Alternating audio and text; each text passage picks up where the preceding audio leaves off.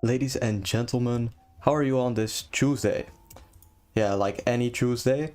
Today I'm playing the Title Tuesday event, but to start off the day I want to do some puzzles, some light puzzles, because of course last time in the Freestyle Friday event we saw many blunders happen, especially when I got lower on time.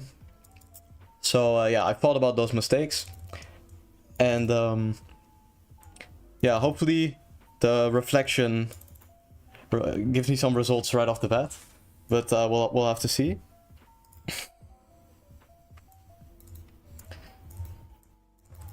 Yeah, no, it's gonna be an interesting event.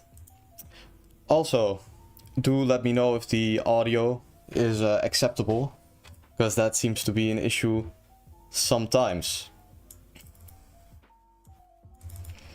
Yeah, it starts off relatively elementary.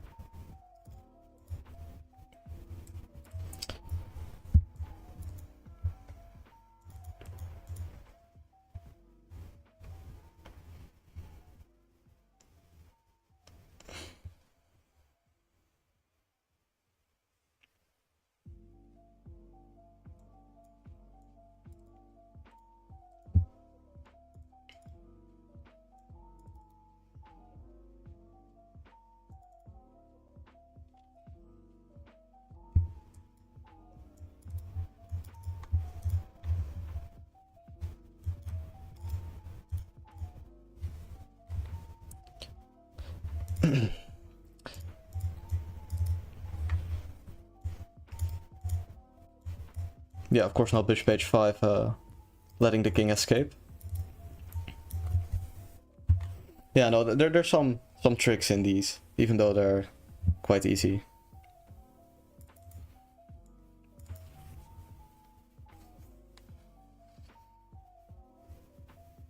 Yeah, this is kind of messing with my head because these pawns go down the board instead of up.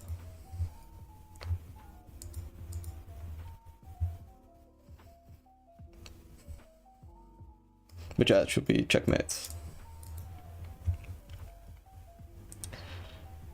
Okay, so here they go down. Let's see.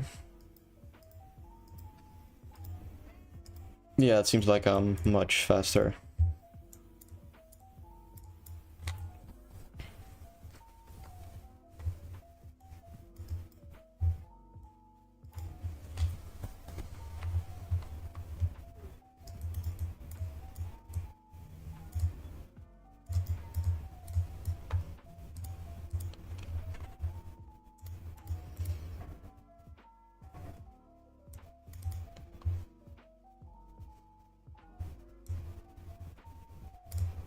Yeah, I'm a bit suspicious of these puzzles. They... like, some of them are very easy and then some of them are, like, relatively difficult, and then I start thinking about what's gonna be the trick, but sometimes there's just no trick.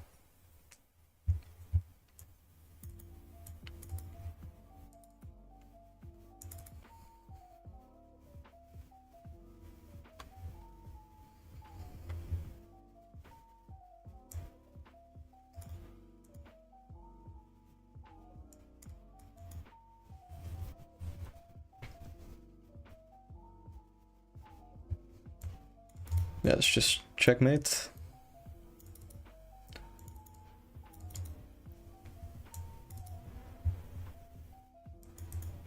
But yeah, the puzzles get increasingly difficult, by the way, so eventually it will stop being made in 3.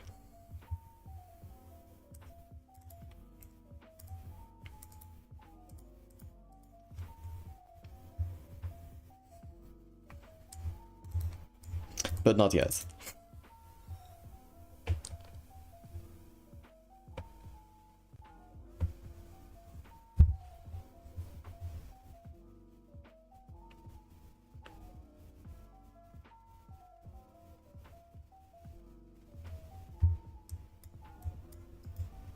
Yeah, now I bring over the queen. No attack.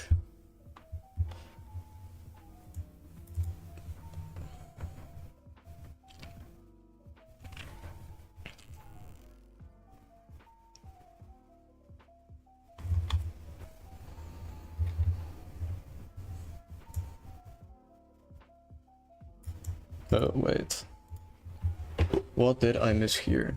So take this. Oh wait, of course. He doesn't have to take back. That is a slight detail. It is not checkers.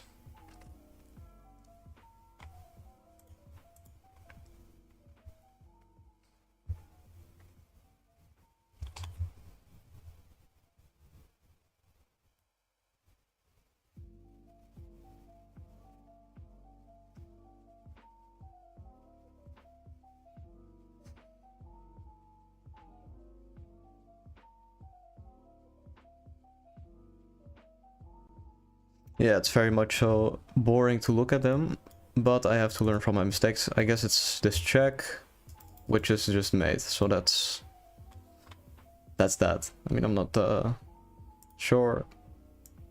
Yeah. Okay.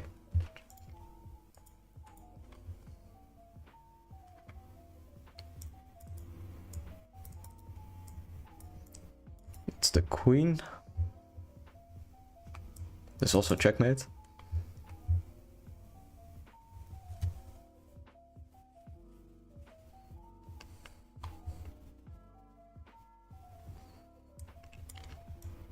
Here I pick up the bishop.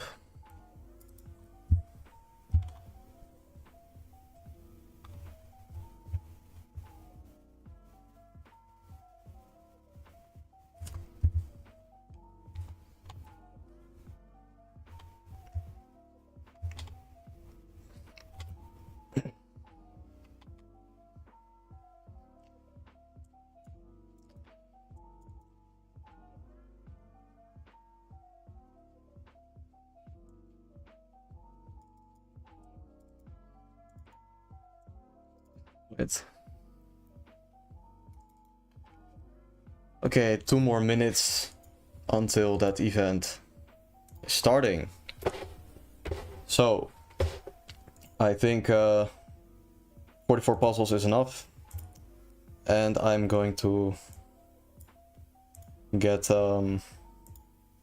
into the right screen, so I get paired, of course. Yeah, it turns out if you don't click around a bit, there's some chance that you don't get paired at all, which is a bit strange, but it is what it is. Yeah, let's see. Both Hikaru and Magnus, also Jan Nepomniachtchi are all playing, so that's great. And right now it is 1 more minute until that event starts. So yeah, just 1 minute sitting around a bit. But otherwise, I probably won't get paired.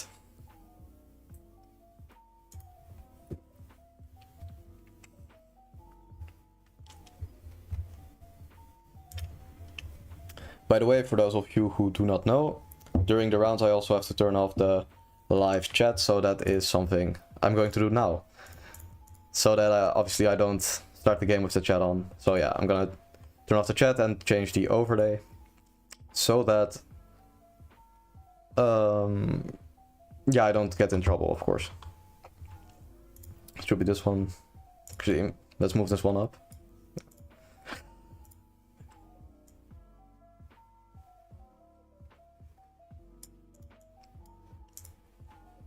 Looks good enough.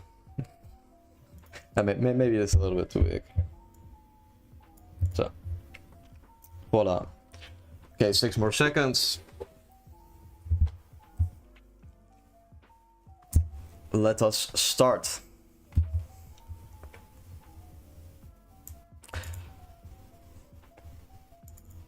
Yeah, so I'm just gonna play e6. I want to control the center from a distance. Kind of like a pure defense.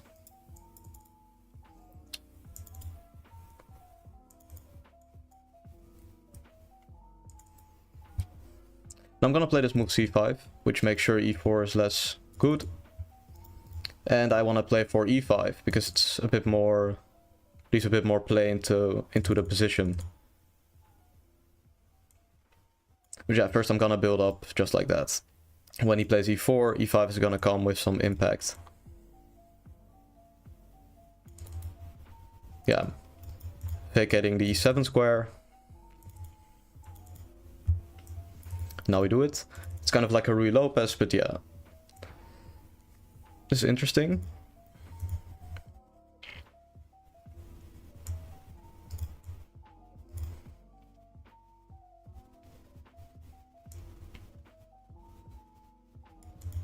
Yeah, his position does have some point. Knight c4, knight e3 is an ID to d5.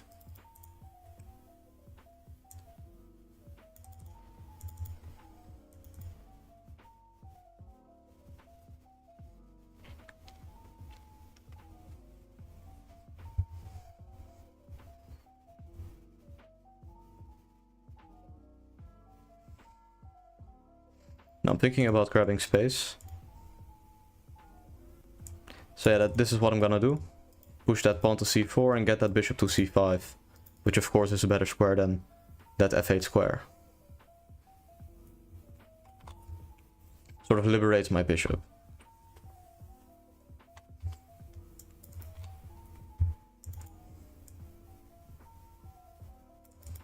So let's go for this. Now last time I commentated a bit too much and I played not very fast, so I'm gonna try to make my moves a little bit faster.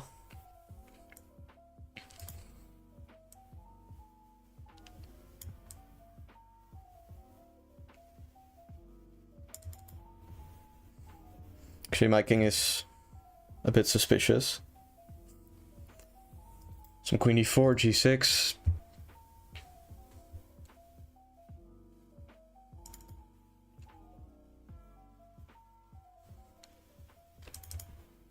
Yeah, of course this pawn is hanging now.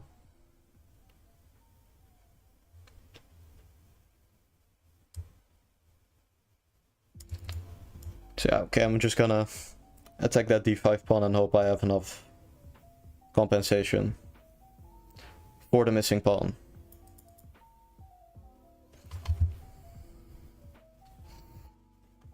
So yeah, this pawn is very weak, of course.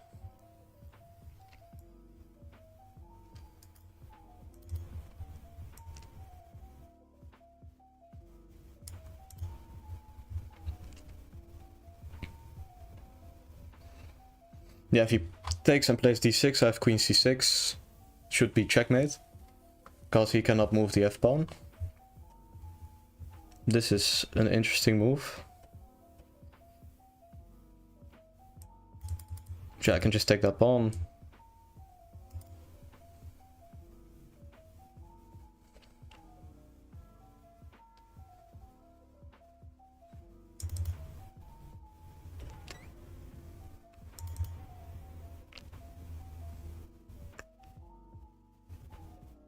Yeah, a5, b4 is a little bit suspicious maybe. Bishop c7.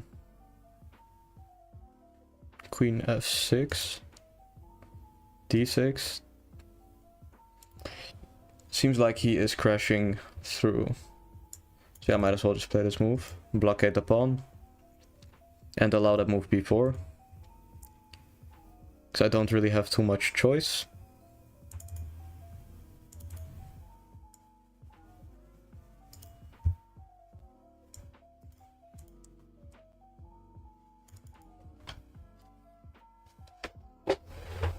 Not looking too good right now.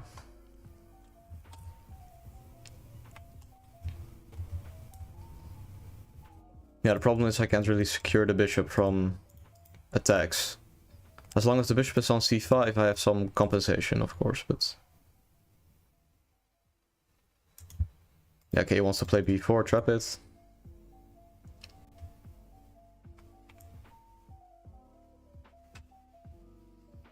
So yeah, okay, I'm just gonna get out of the way and move that bishop to b6. Didn't really have any choice, as far as I can tell. Now if he goes queen d5, I can take knight rook e1, so still a little bit unclear. Even though white should be winning in the end. Yeah, some bishops coming.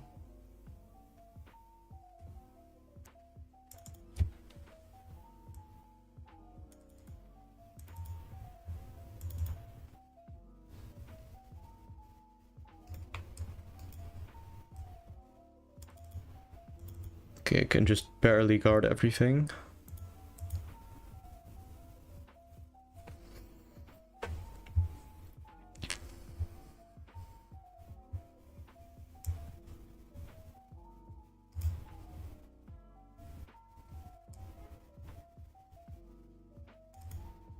Yeah, I can't really move any pieces because he has d7.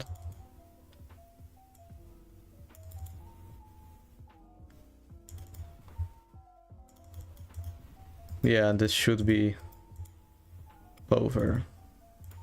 Which is tough. I don't know, probably this was fine, but it got out of hand very fast. Oh, it's wrong.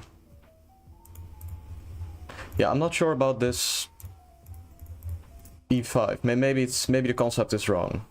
Maybe it's wrong. The concept is wrong because of the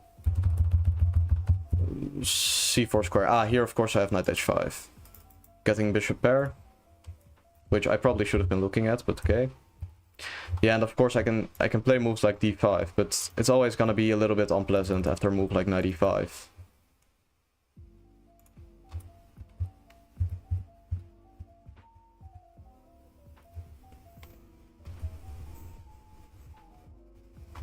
Yeah, h6 is good. And e5. Yeah, d5 is the best move, like I said, which will turn into some type of Ruy Lopez, which is... I mean, the engine always likes it for white, but it's not too big of a deal. But this d takes e5 is pretty bad, actually. But this was good. Ah. Yeah, here I should be taking with bishop, so that my king is of course safe. And now maybe bishop d6. And I can slowly try to improve my position, and maybe there's not so many problems after all. Maybe not.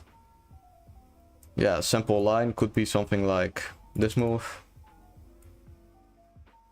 Now queen e7, just securing the position. Yeah, I'm curious to see what the plan is, if white just does absolutely nothing. I'm guessing it's connected with some pushing of these pawns. So he wants to provoke a3. And then what? And he wants to play in the center. Eventually. So this is what I should have been doing. But I take by knight, and I play queen b6, which is a bit careless. Now this is still fine. But I should take and take here, which allows all sorts of misery upon my king. But I guess maybe... I mean, it just says queen c6, black wins, due to the checkmating threat. Yeah, that's also why you have to take by the rook, so you get the queen in front of the pawn. Which is a little bit sophisticated. And somehow after king f1, it doesn't work anymore. But yeah, okay. I play that move, h5, and now... Why can I... Oh. Wait, why can I take this? Wait, I can take here. If the queen takes, I have rook e1 check. If it goes here, I can probably do... Not that. It says rook e1 and zeros, which is strange. Can I say this move? Now queen f6. Okay, this is a little bit sophisticated, but bishop c8 is not it. Yeah, I was thinking a5 b4, take, take, take. This move. Yeah, I didn't know about this. Allowing that pawn to get all the way up. But of course I have bishop c8, and now with d7 I can take. And I have rook e1 check. So I can just block everything. Which would allow me to probably make a draw here. So that was of course better. Yeah, now I lose basically. That's the gist of it. Okay, the next round is starting soon. So I'm turning off the chat of course. And hopefully next game I can play something that's a little bit more entertaining perhaps. Okay, let's go. Oh, my tea is cold. That hurts.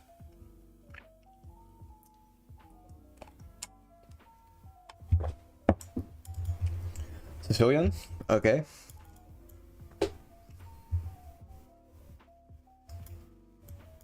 Yeah, I'm just establishing the Marochi bind.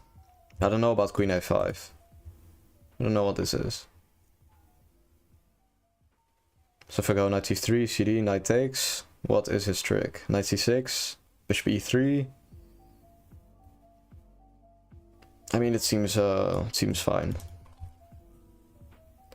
Such moves cannot be good for black.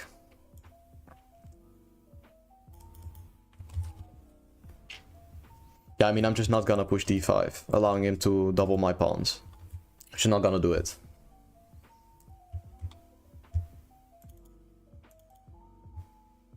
Okay, wants to take, put some pressure.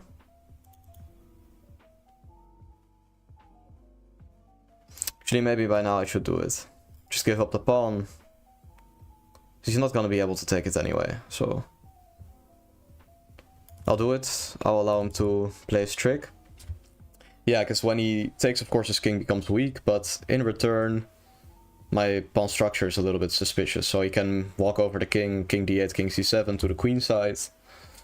And maybe this is sort of interesting.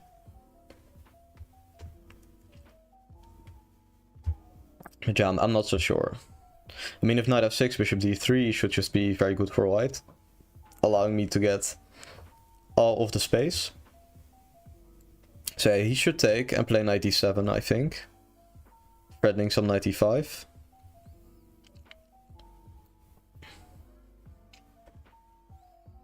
Perhaps I'll go bishop e2, and after bishop takes f3, I just take by pawn to maximize the opening of the position, gain a counterplay. Yeah, I plays knight d7 immediately, which should come down to the same thing. Because after bishop e2, yeah, I should probably be taking on c3, because after knight f6 I can just, you know, castle. Okay, this move wants to take on b2, but not sure how scared I should be.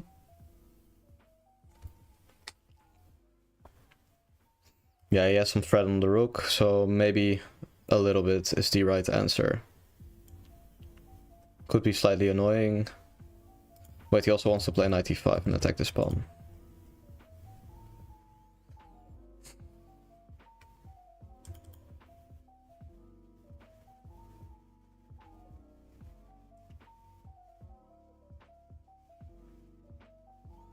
Yeah, I'm seeing many interesting variations, but I'm spending way too much time.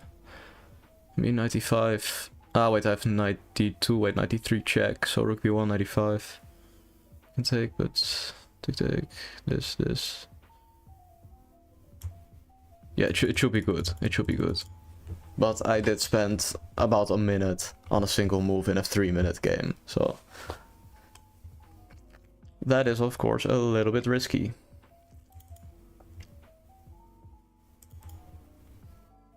But yeah, we're looking good actually. Okay, I don't know about this move at all.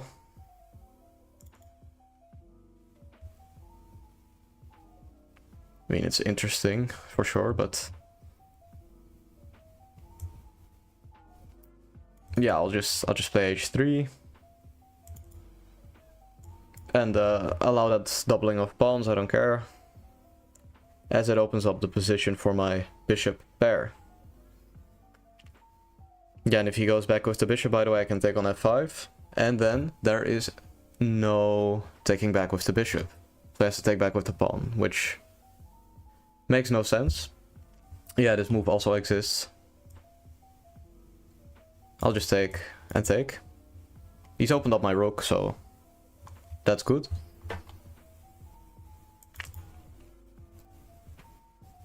Yeah, my king just finds a safe haven on f1, so that's also fine. Knight e5, I have a3, so okay, knight f6 is gonna... Oh, knight b6. Okay, that feels like it allows some queen trapping, but not exactly sure where or how.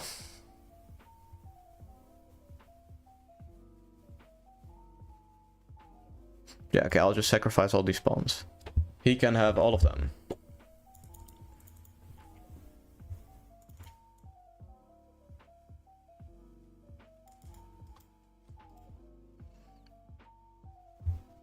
Yeah, this king is very suspicious.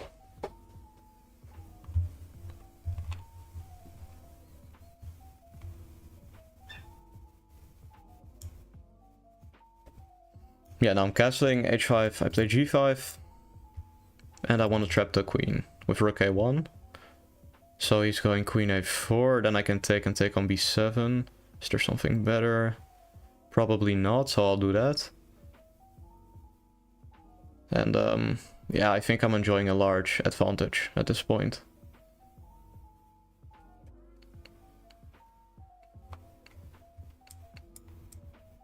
Yeah, we're taking here, now threaten rook a1, rook takes b6. So yeah, let's just play rook a1, threaten to take on a7. Okay, that's interesting.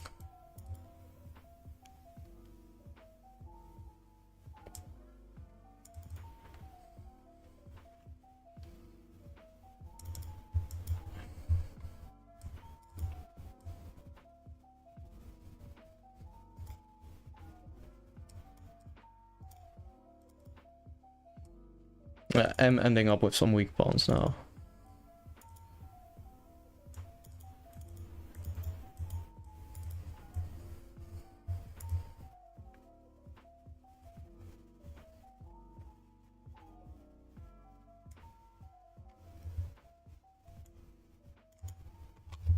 Okay, making some progress.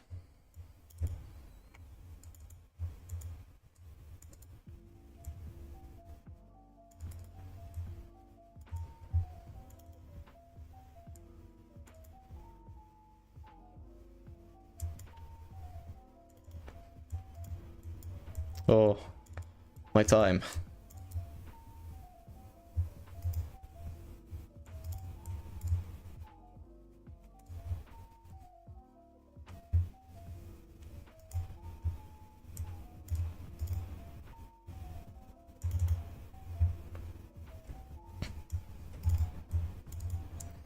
Okay.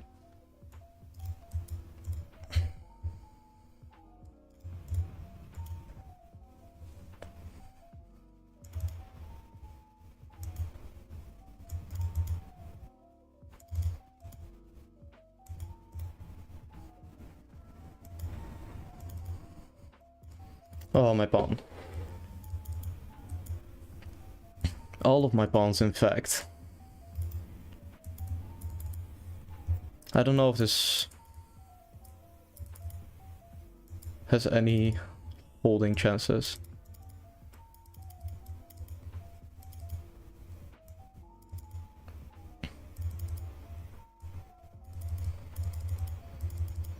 Yeah, that time situation at g3. Wait, bishop f1. Yeah, king g4, now I'm in zugzwang. Or wait, I can take. If he takes, it's just a stalemate, so now it should be a draw.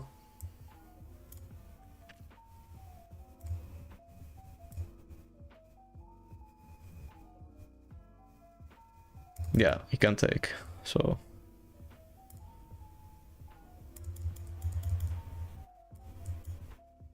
Wait, what did I do? No, oh my god. Okay, it's time to go home. It's time to go home after round 2. Wow. It's time to go home after round 2. Bishop takes f3. So that, yeah, actually, wait, that means this is already losing, because he has check, but...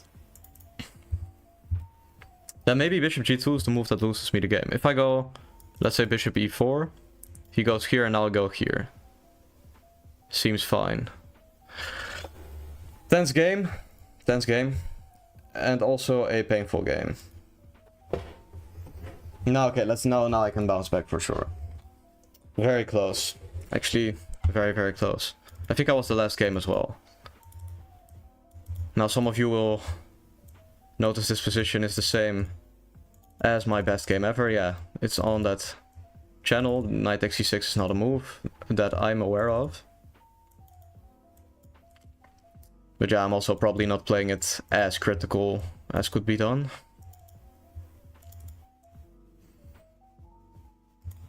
Now, probably I'll have to take up some position like this and play bishop e7. Yeah, I don't know about this move. But okay, I'll just keep it simple. I'll keep it simple. Because I need more time when I get near the end game. I need more time to think. Because in the end game, I blunder due to the low time amount. Yeah, let's push this pawn.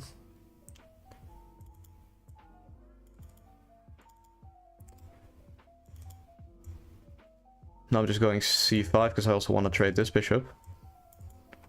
And I think I'm slightly... Nah, not better, but... It's equal. That's what it is.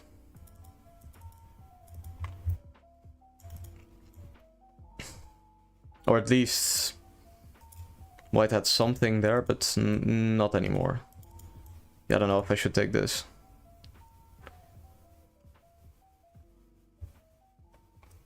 I'm not sure.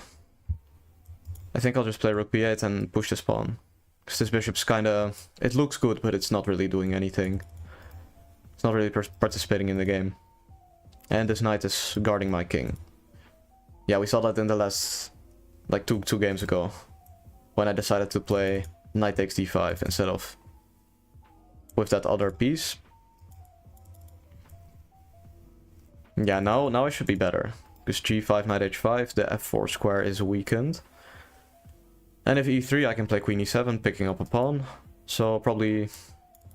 Okay, I'm interested to see what the move that is played now. Maybe it's f4. Maybe f4 is gonna come.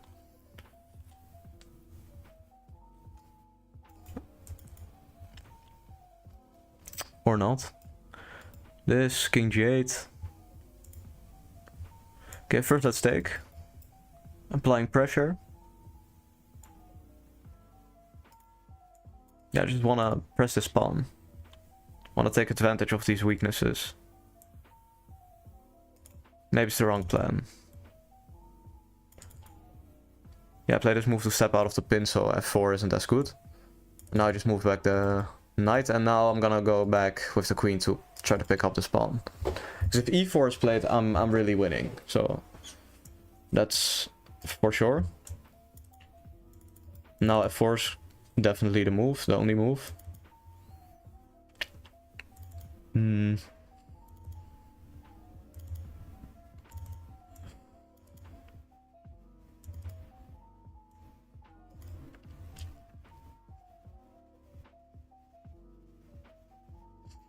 Prophylaxis against that f4. Yeah, rook h1, now I go queen e7. And I attack this pawn. So f4 is kind of forced. Take. Queen e3. I don't think I'm getting mated, so... And if I don't end up getting mated, it's good news for me. As I made some weaknesses in the pawn structure a long time ago. Yeah, so I'm playing this move. Trying to get my rook active immediately when the endgame starts. Of course, there's some safety concerns for that king of mine. Yeah, take. Rook h4. Rook takes b3, rook h1, rook b2. King f1, I can check and change the rooks. After which I'm winning.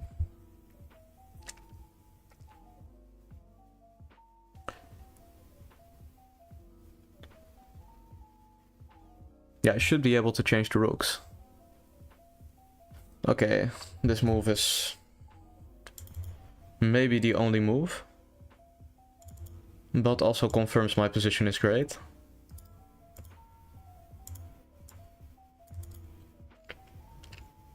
Practically speaking, at least, it's probably equal, but almost all of them are. Let's play this move. Yeah, my knight was restricted by the bishop, so I can't really do too many maneuvers, but now I have a good pawn structure at least. Yeah, I want to create a passed pawn, but maybe I should be a little bit patient. I mean, rook h1, this, rook d1 was interesting, but we get this instead. Okay, c4 and b4 is there.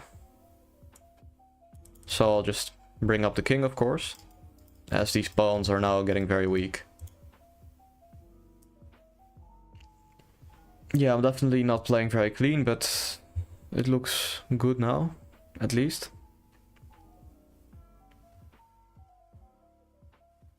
Yeah, it's kind of unclear what white should do, because there's no sort of logical move. Okay, this is decent. If I play c4, there's check, so let's say I go here. Now king e3 is there. Okay, this allows c4, I think. Let's do that. There's a pin. b4, I can push my pawn. And I'm very quick. Very, very quick. Yeah, I can always guard by d4.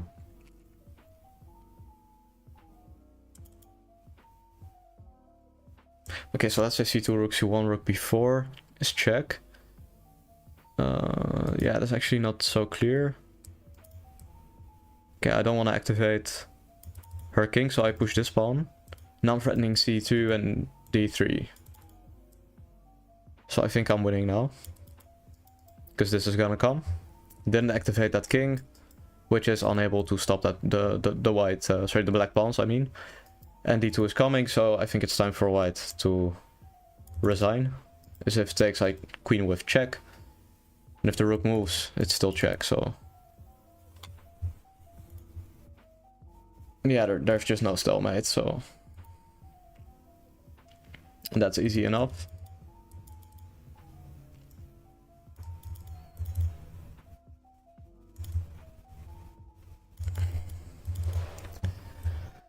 Why do people do this? That's the real question.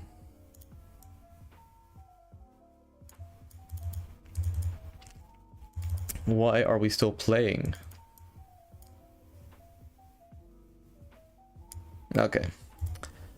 So that's the first win of that day. Finally. Yeah, I wasn't all too fast with it, but I got the job done. Now let's have a look at the game. By the way, the break is at round 4 and this was the third round. So, yeah, I have good memories of this opening, as I got a high win against the move knight c2, and yeah, I made a video about that. My mic is shaking a bit. Okay. Yeah, I don't know if I should take with the queen. Engine says d takes c6 to, of course, get the rook involved, which is very reasonable. You know, game continues like this, and black has space in the center, and white does not. So that's good for sure. But this is also not bad at all. Some slight advantage for white, of course, but it's nothing major. Yeah, this was fine. Now, yeah, 95 is not good, and indeed, black is a little bit better now, but this move e4, followed by f4 and e5, actually gives advantage to white, because I can't really get my pieces into the game, after all. Yeah, I don't know, I was thinking about pushing the pawn, but I only saw it like this, like taking, and then, you know, queen d3, it's much slower. Now black immediately gets play. But like this, maybe it's not so clear. I was a little bit too optimistic. I mean, after a move like a5, rook e1, bishop c6, I still get a4. But white is threatening e5. Perhaps queen b7. Turns out to be fine. But okay. This move. Yeah, rook b8 and knight takes d5 are both equal. Oh.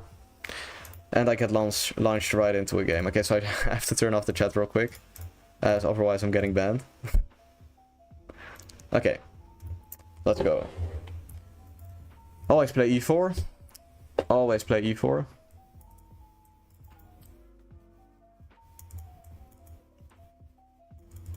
Yeah, I've played this one myself many times.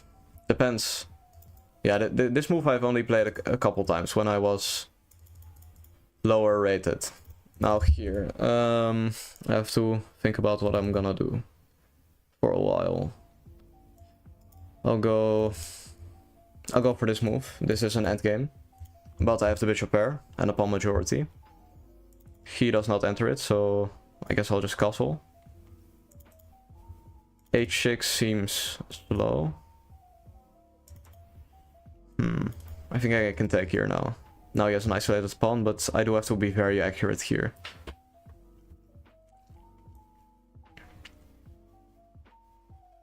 Yeah, bishop to g4, queen d2. I have a f3 also. I think I'm supposed to go here. Some knight e5. It's unclear. Yeah, most of the time they end up taking, but it goes like this. Okay, yeah. I just want to keep my position flexible, which is why I wasn't moving the queen, but I am now. Now knight e4, queen c1. Not optimal, but okay. Okay, now I should have a large advantage. So I can take this, can take this, get my rook in. Still difficult to convert anything here. That's the point. That's the point. Yeah.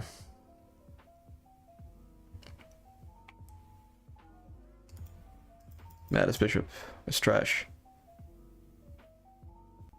I guess I'll try to trade it. Yeah, he has an isolated pawn, but at the same time it grabs so much space that's the reason black can play like this. Now I can guard my pawn, my weak c2 pawn with rook e2. This remains a little bit strange, this pawn on d4. So this is what I'm playing for.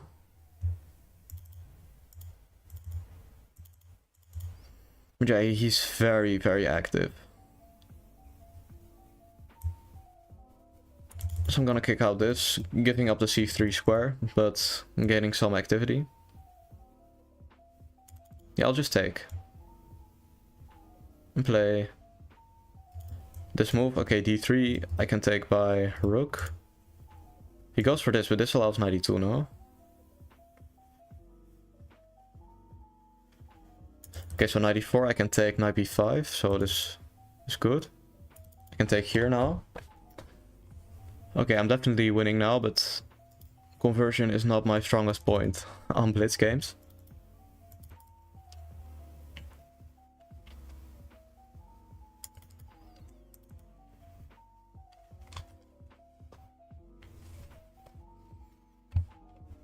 Okay, this also fixes a weakness, that's great.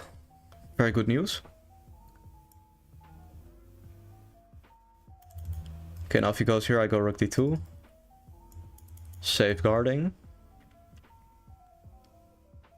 And now I should bring the king. I'm gonna bring it all the way to d1, and now I'm threatening knight b5. Attacking both the rook and threatening knight d6.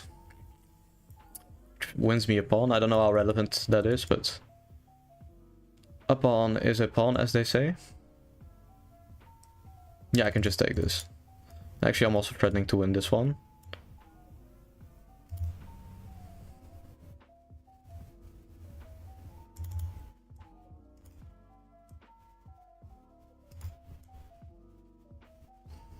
Okay, I'm playing this move to prevent knight f4. after he goes knight d5.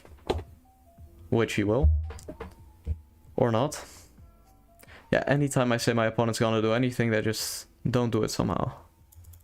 I don't know if it's my problem or their problem. But it's there. Okay, now I'm just gonna push. And keep pushing. Yeah, his rook really can't stop my pawns, so this is just a huge, huge waste of time. Except for k2. Now I should probably go here towards the center, getting these squares, which will ultimately allow me to keep pushing. Now he has to take. I mean, he has to resign if we're being honest, but I've 20 seconds and I do get flagged sometimes if I'm being totally real. Okay, I should also not blunder a rook. Now this is good. I can check. Guard. Put the rook on f4. It's gonna pre-move that one. Because now I can walk in the king with king c6. And I win again. Okay. We're getting onto some sort of, you know, some sort of routine. Okay. Overlay is fixed. Yeah, let's look at this game. So, yeah, I do think a couple of moments I didn't play accurate. Now, the point of this move is to invite this endgame. Which, black, like, let's say he plays e5, he gets the center, but that is, you know, quite vulnerable with that move f4, which is great for me. So, he decides to play it like this. And yeah, now I kind of am forced to take. I don't really have any waiting moves, because eventually he's gonna go d4 and e5. Wasn't f4 a fork to a rook and king? Okay, wait, we can see that shortly. h3 is a bit of a waste of a move, because he can just, I mean, he was gonna do that anyway. So yeah, I should have just been playing this and rook e1. Yeah, that makes perfect sense.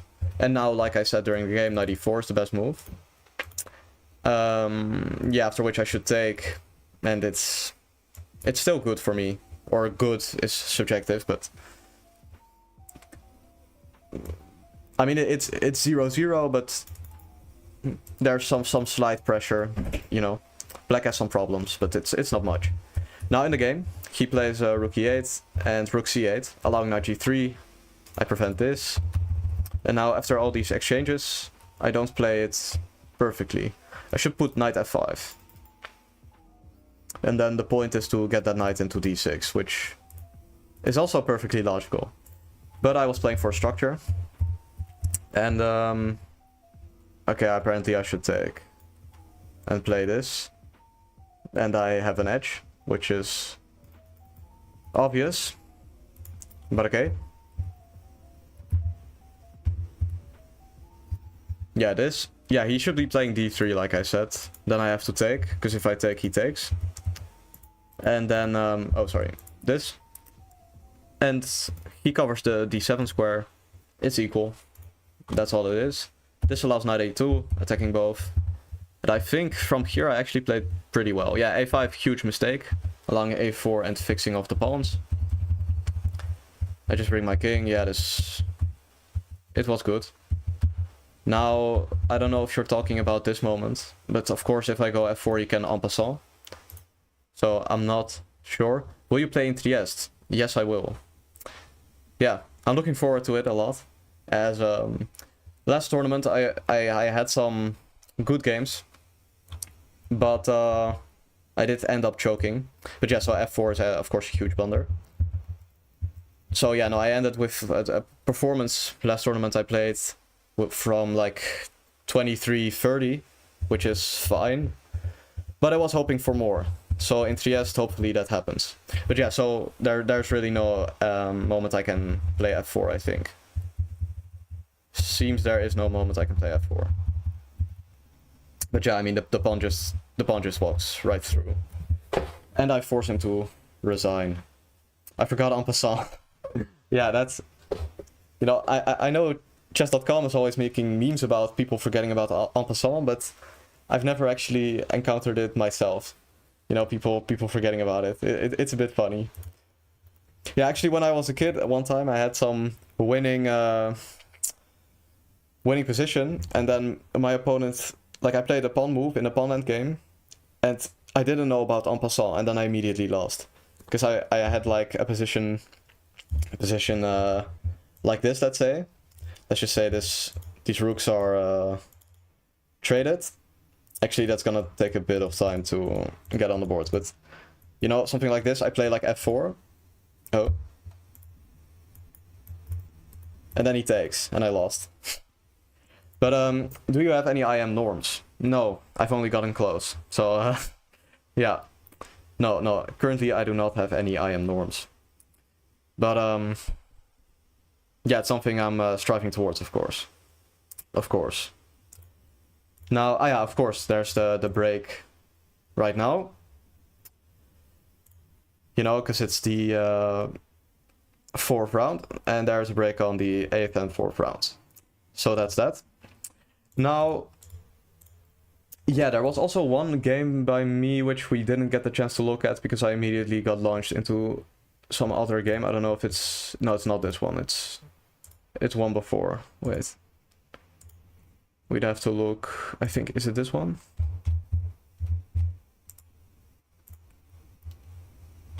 Yeah, it's this one. After... I massively choked this one. So... A very strange opening. D4, Queen A5. Now here I already should be playing D5. And I should sack the pawn, which is obvious, but he's not gonna take it. But I play Bishop E3, which is too slow. Because I really should just be striving towards getting my king to safety. With D5. So, but yeah, in my head I was like, okay, he's gonna take. But he played this move, Bishop G4, which is great. Now I'm... Okay, here the engine wants this and knight f6. And interesting position. Slightly better for black, but in practice doesn't really mean too much. Now at this point I should just play Bishop D2. So that's the key. That's also why I shouldn't be playing Bishop E3 in the first place. So I should be blocking, but I don't. Now at some point here I must have been winning. Yeah, this is winning. Ah, I had that move Bishop D2. Threatening knight B5. And a checkmate. Now if he castles, there is this move. And strangely enough, it just ends up completely losing for black, which is actually kind of fair.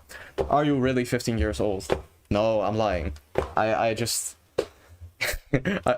yeah, no, obviously you can verify it by googling my name, you know. No, I am really 15, yeah. But yeah, so these squares are weak. Winning the game, I play 3, which is trash, but this is still winning, so... Okay, Queen C3 sets up G5. If he castles, Rook B5, threatening Rook A1. And by the way, the reason you don't do it immediately is because the queen can escape. So this is basically where I should have won the game. I could have seen it. I mean, in my head I was like, Queen C3, he can move back with the queen, but this is done. Yeah. Bro, when your IQ might be 150 plus. Now, you know, it's actually a common misconception that, you know, in order to be good at chess, you have to be like some genius. But in fact, if you just... yeah, and actually now I'm winning again. But in fact, no, if you just practice every day, then I believe, you know, anyone can at least reach like a rating of like 2000 is like the minimum FIDE. I think anyone can do it, but you just have to be really consistent, you know. Now here, wait, I've actually choked like 100 wins at this point. So wait, we have to look. Okay, so Bishop B6, very nice move. If he takes, I think Rook B8, and I'm threatening checkmate. And if he goes back, I take with the... Wait, actually, if I take... castles, this is check. So I win. So after Bishop E6, here, he cannot take. Nor can he, you know, get any sort of castles or... But I mean, I guess he can put his king there. And now the engine is just suggesting king g2, which is a little bit insulting. My rating 975. Yeah, I mean, but let's be real. You probably also don't, you know, grind for multiple hours each day. So then it's to be expected, you know. This again, king g2. Wait, I'm actually very interested in why this plan is so good. Let's say, okay, now I have rook h1. So I guess if I just bring this up, play f5, you know, get the bishop in, I just win. Now the real thing is that I ended up choking this one. But yeah, this is losing, but it wasn't eventually. Actually, the most interesting part about this one was the... Yeah, okay, obviously here in time trouble I give away the spawn. But the most interesting part was around here. So he plays g3, and now he guards with the king. And I take. And if he takes back, it's a stalemate. How much do you study? I mean, it's kind of... depends on the day. You know, there's... Oh, I actually have to turn off the chat now, but I can still answer your question. Yeah, no, it depends on the day. First of all, of course, if I have school, let's also change the overlay. If I have school, I study less. But yeah, generally, I mean, it's basically the only thing I do along with making these videos and streaming for YouTube, right? So how much, like, can I quantify it? I mean, I don't really have like a set time, but it's just from, like, basically I wake up, I make breakfast, I go study. But actually this is interesting. Okay, I'm gonna take and play d5. But yeah, I study, and then eventually, you know, I think about like some video idea or something. And then, wait, queen c8, this. Wait, I actually have to lock in for a second. Okay, I'll do this, because now knight b5, I have a6. But anyways. Yeah, I mean, generally, on a school day, should be like 4 or 5 hours. And on a non-school day, it's probably about 8-9 hours, something like that. Now this king moves out. I mean, if I get d5, I can equalize it, but of course that he has some activity by the bishop, which really is frustrating. Okay, wait, this e5 move seems a little bit out of the blue. Not good at all by him.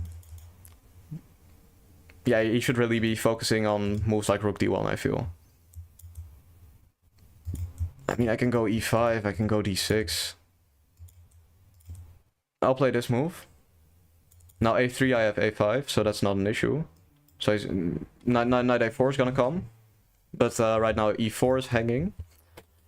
So let's say he plays like rook e1. I have knight g4, I attack this, rook e2.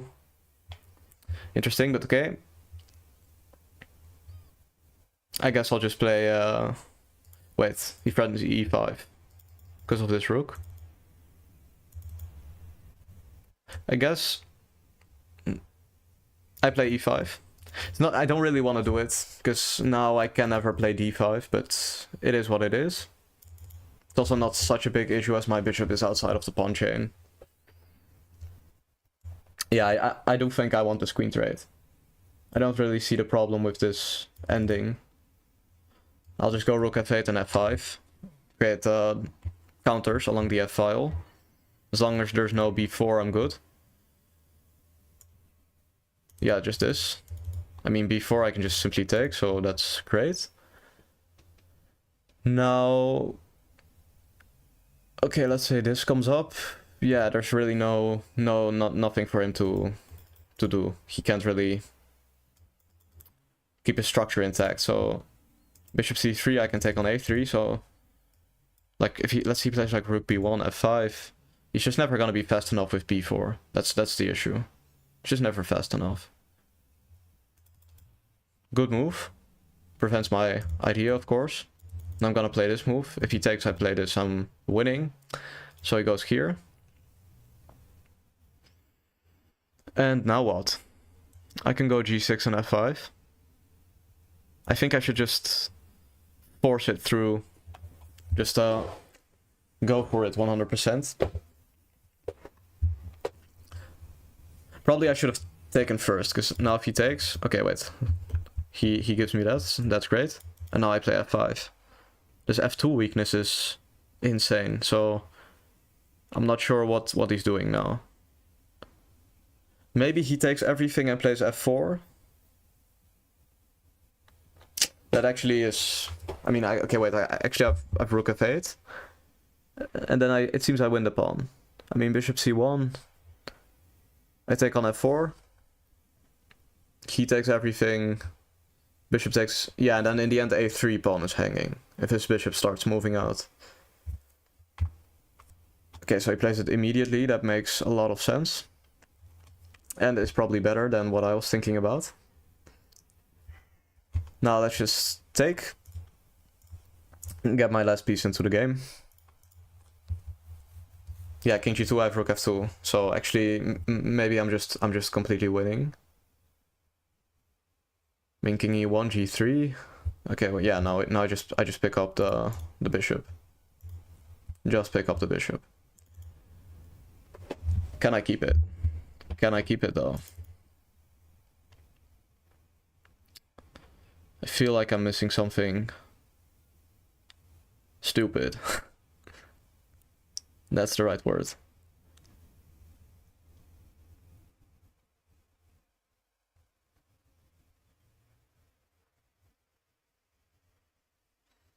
I'm really not sure if I can actually win this, which is just insane. This is the most lucky lucky chess moment I've ever seen in my life. Okay, wait, I'll just take this. Now, should I start bringing my king? King f7, d7, bishop b7, d8, take, king e6. I mean, it's worth a try. It's worth a try.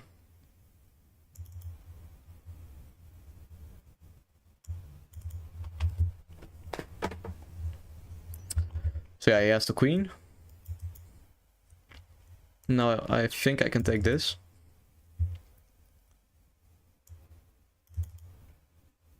Wait, rook d6 seems like a blunder to me.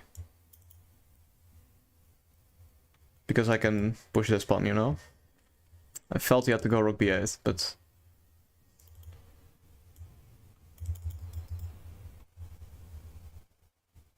Yeah, I just have to get it as far as it can go. Actually, he messed up. Oh wait, he really messed up. He really messed up. I think this must be winning for sure. Yeah, I have rook b2. This. And now I bring the king.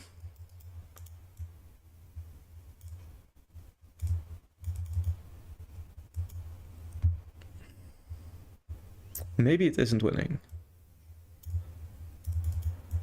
Which is hard to believe.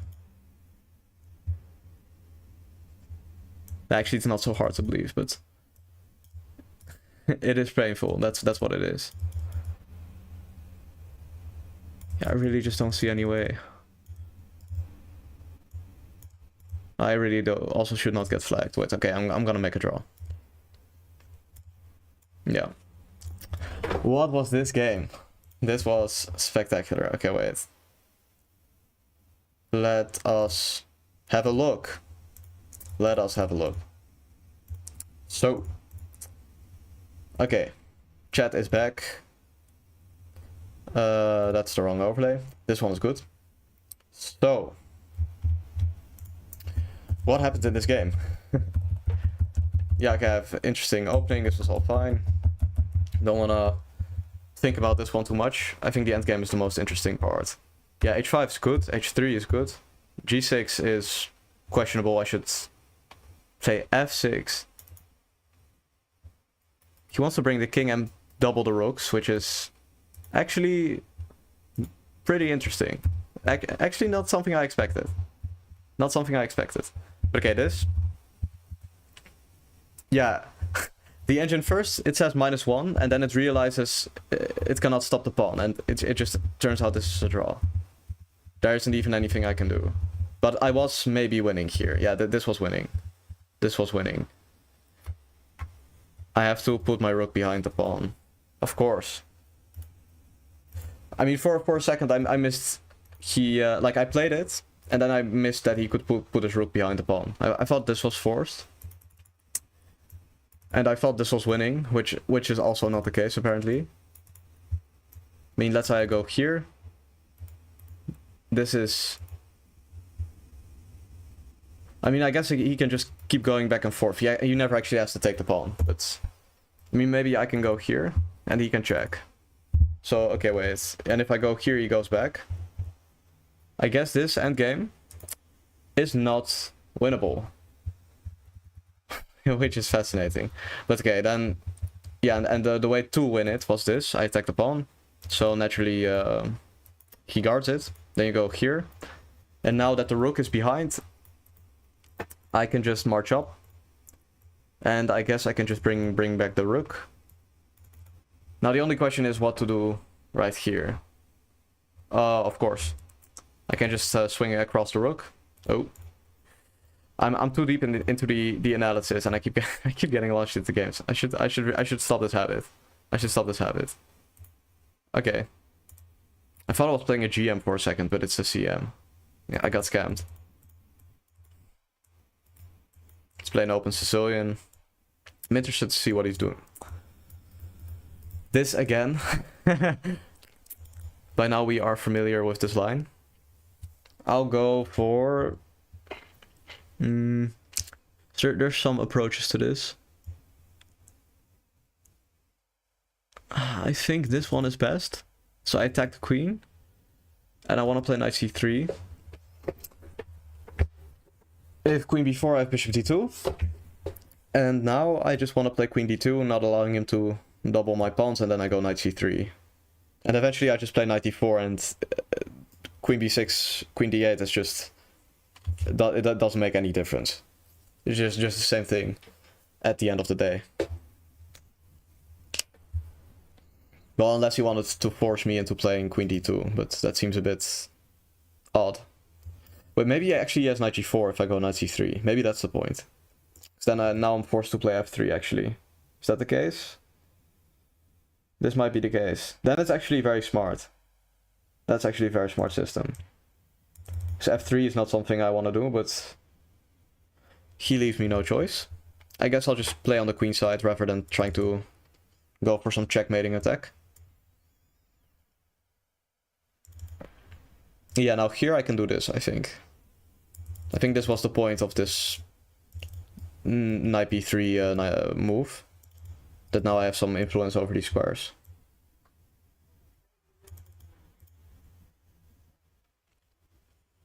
Okay, that seems to weaken his position for no reason. Maybe I want to play queen f2. Maybe knight c3 to d5.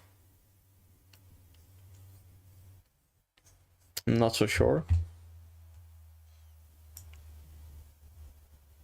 Yeah, of course I can't really take this. I'm giving him the d4 square. So I have to go back. Then a4 this. But the point is he can never really play a3 because then I just play b3, rook b1, b4. No problems. So his position is kind of stuck. Now I'm just gonna go knight d4, b3, rook b1, a3, and then b4. Yeah, very slowly you just prepare the push and then eventually you break through. That's the idea. And black is gonna try to play actively and prevent me from achieving that.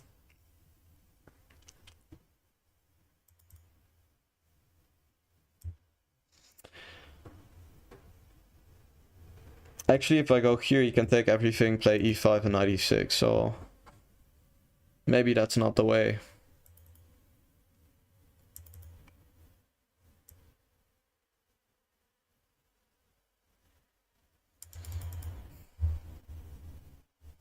Yeah, I'm not so sure what the way is. I guess it's maybe it's just not as bad for black. Because he forced me to play that f3 move in the opening.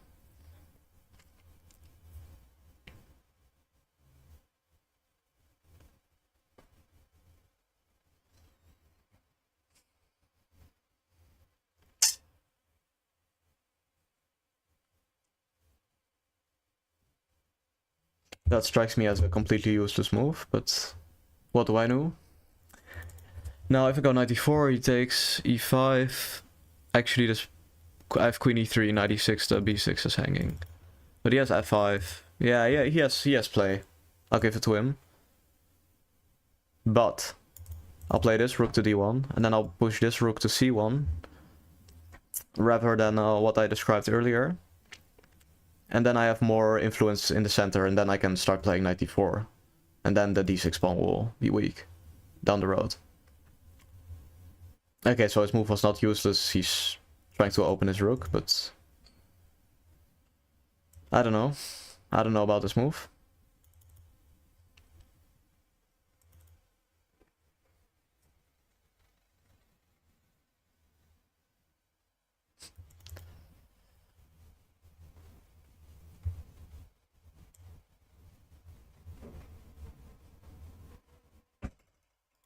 Yeah, this is really complicated.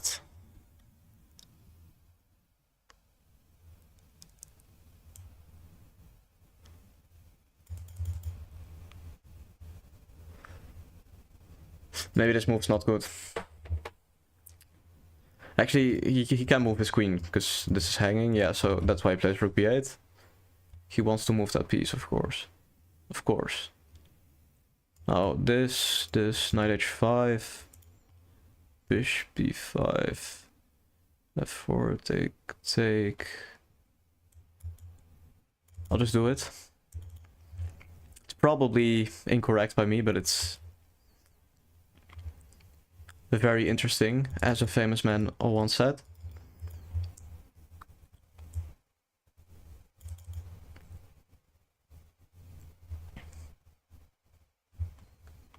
Yeah, I'm just trying to get this bishop to gain control over the dark squares. That's why he plays like this. And he doesn't give it to me, of course. I'll just trade. It's the lesser of evils. And then at 4, I guard the knight, and I get some queen c3.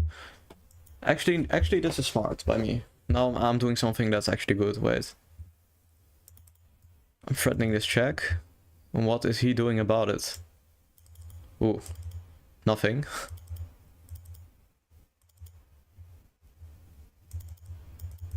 Yeah, I think I just threatened e6. I don't think he can do anything.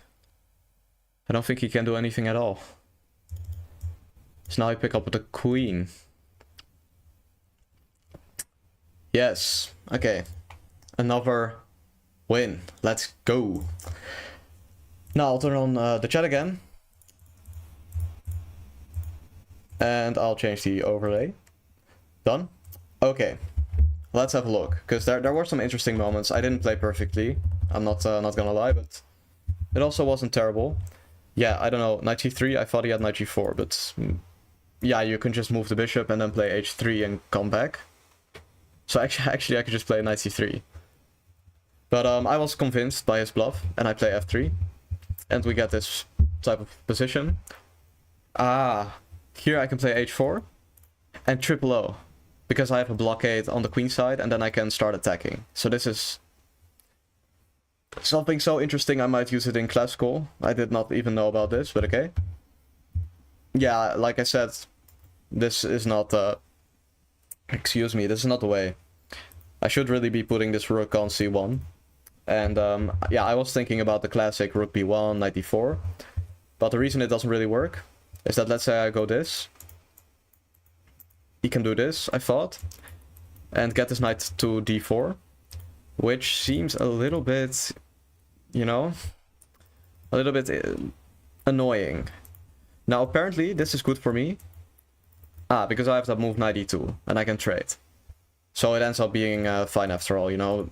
Position like this, good for white, not too much to talk about. Now here you should play e6. Yeah, it was a bit of a bluff by me. I was gonna go back and then pressure the d6 pawn, but he has enough dynamics by a move like knight e5. Anyways, king h8, this. Bishop g5 is actually one of the best moves. I mean, right now it's 0-3, this is 0-1, so it's fine. Knight f4 is actually bad. Queen e8 covers the square where I wanted to go. If I take and go here, he can just do this. He can just give me that bishop. And this d4 square is weak. e5 is gonna come and I'm gonna get crushed. So after queen e8, I have to go back and I'm probably cooked. That's the truth. That's the truth. It's probably so yeah, here I have to play take. And this move. Swinging over like this, pressuring this. Very engine-like, but okay. Yeah, now it ends up being good for me. And he just has to give me the bishop. It's not that big of a deal, apparently. But we both thought it was. Now, b4 wins me the game. If takes, takes. And if takes, I can take. And that means I can push b5. So, I just missed that. It happens. But overall, this was good. And, yeah, here he still can play queen c7. After which he can sort of block. But bishop f3, bishop d5, and I can slowly rook d2, rook e1. I'm definitely doing very well, and it's close to winning. Now, yeah, it's round 6 right now, and the next round is starting soon. Okay, I have to turn off the chat. And yeah, no, because I actually want to go to round 8 right now. I want to go get a break. But if I go right now, the game is gonna start for sure. That's just how it works. It's an unspoken rule. When you get up from your computer, the round immediately starts. Playing a grandmaster, let's go. And also a very strong one. I think this guy is like 25, 80, something like that. But I'm not sure, of course. Yeah, I've been looking at some funny Sicilians. You know, for some blitz time controls. Okay. I've actually used this with black. I've actually used this with black once. With white, I mean. The bishop c4 move. Used it in a blitz event. Successfully, got a very good position, but I did end up getting a draw in the end. Now this move just allows e5 actually. So yeah, wait, maybe he wants some d4? Not so super clear. I was a little bit too optimistic, maybe.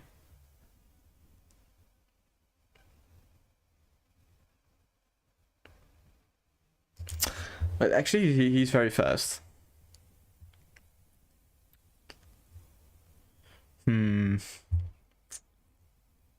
What to do? I think this is forced. Now here, this is probably the most important moment of the entire game.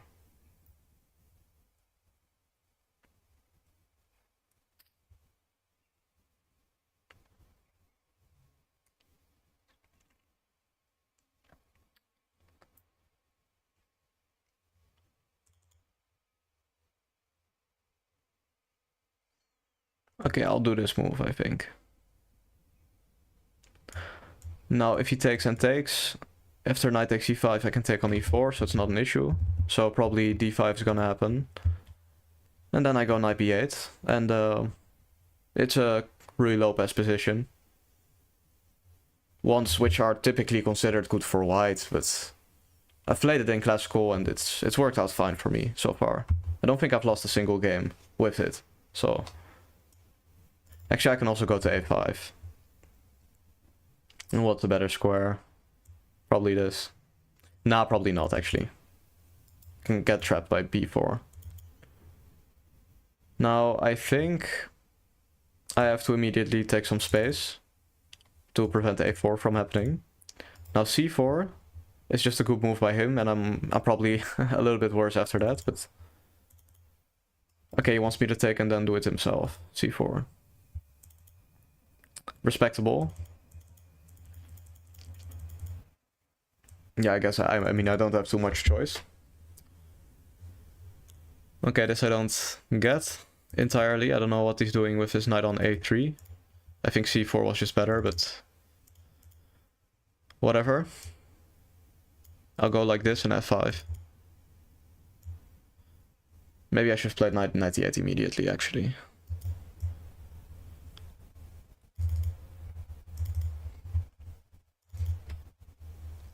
I could also try bishop b5, and then a6, and then knight e7, b6.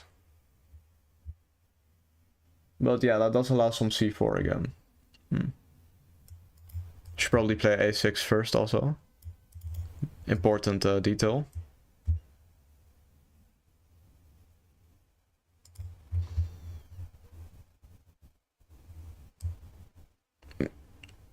You know what? If he takes... I wanted to take on h3, but he just takes my rook. It's one of those days. Again. Okay, now I have to just keep as much life into the position and hope I win fast, because otherwise I lose. That's basically it. That's basically it. I mean...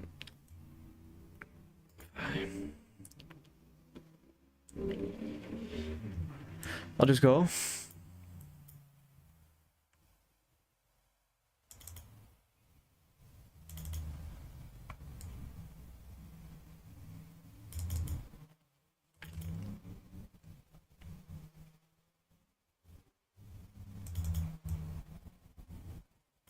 Okay, I want to push this pawn. He's misplayed it, but he's still winning. That's the current assessment, according to myself. So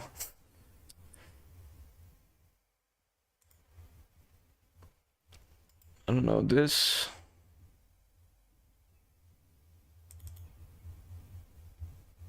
Yeah, I mean I can't even move this knight. That speaks volumes. I guess I just have to accept that I have to trade. I can take here. Seems like this is the end. Yeah, there's nothing left to do here. Nothing left to do here. This is some peak chess, queen c8. Okay, let's have a look. Let us have a look. Yeah, it's very poor. Very, very poor. But it was interesting to look at the structure at least. Okay, apparently knight f6 is good. And g6. But okay, I played like this. And yeah, I'm kind of forced to do this. But I guess this is even sort of worse than what I usually get. If bishop b5 instead. We can look at that shortly. Yeah, this is even worse than what I usually play with black, actually. Normally, there would be a pawn on h3, but I'd have a knight on a5, I'd be castled. I guess I just sort of misevaluated this.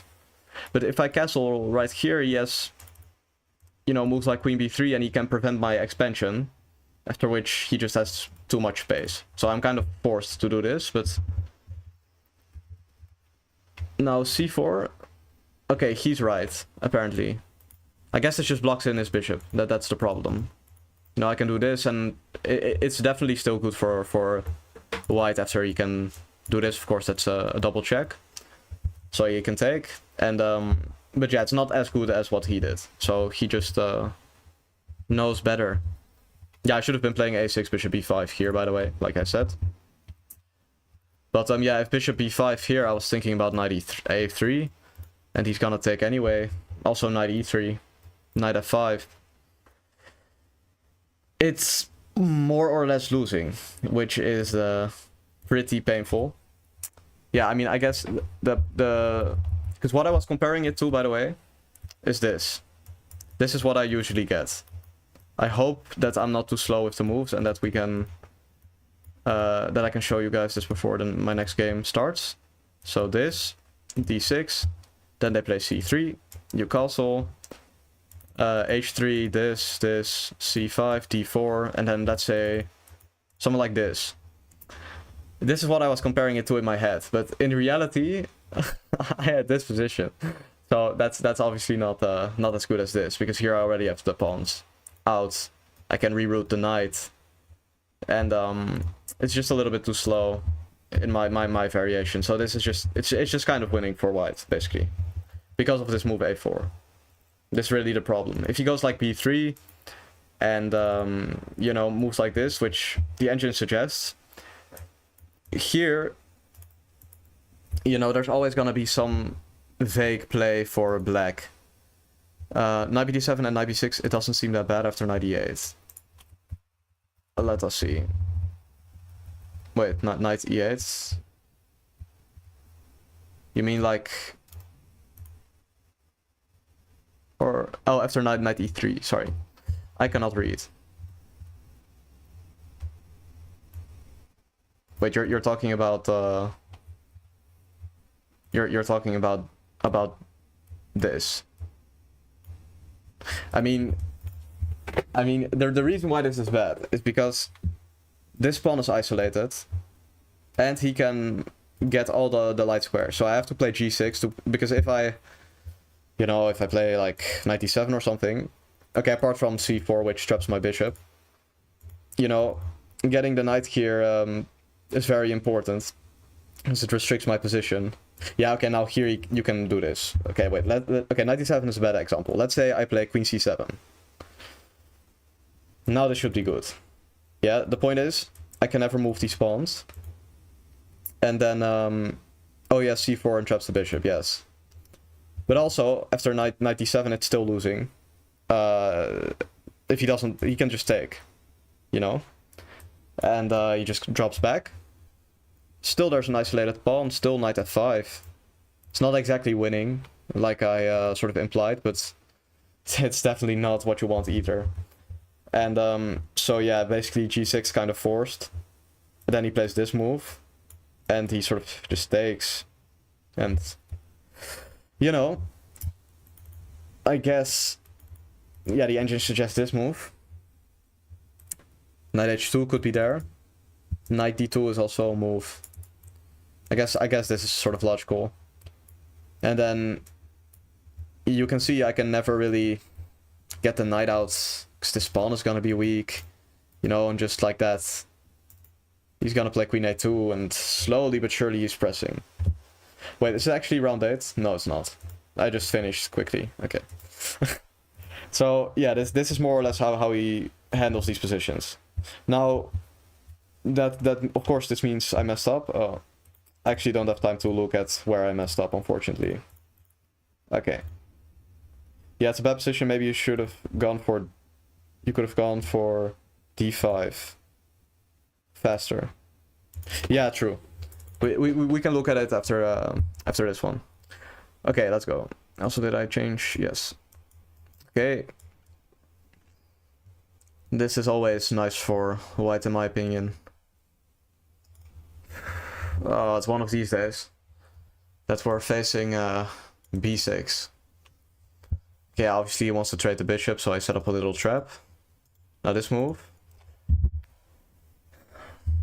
You know, I know h4 is gonna be best. You just have to push this pawn. It looks stupid, but I just wanna gain some space and get the rook to g3. I'm serious. This is actually meta.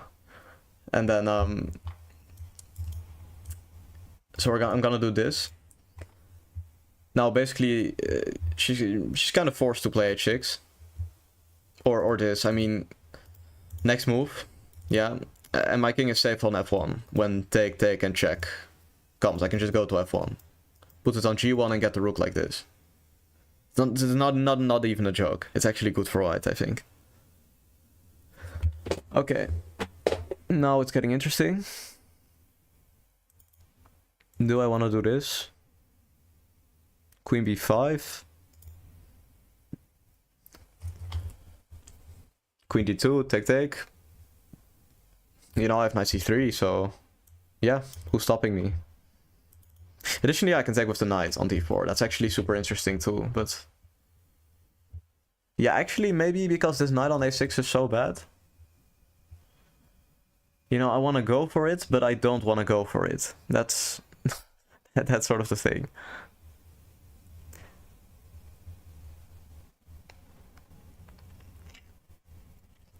Yeah, I mean, I can do it 97.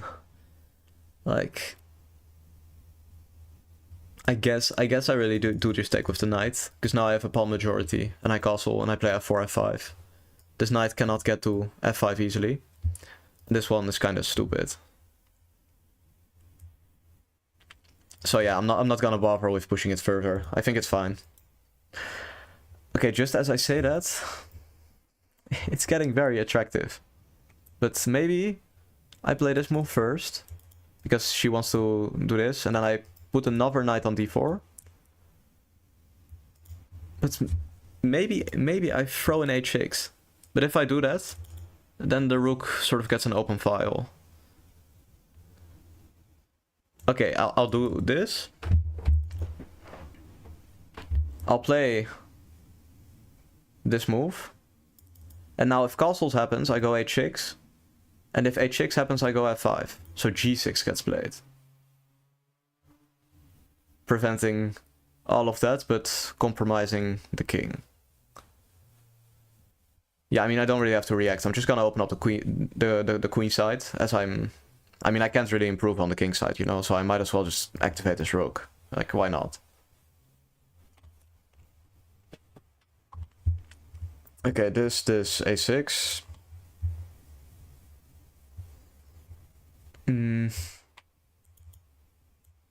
I'm actually gonna go... Wait, yes, knight g3. Some weaknesses, perhaps.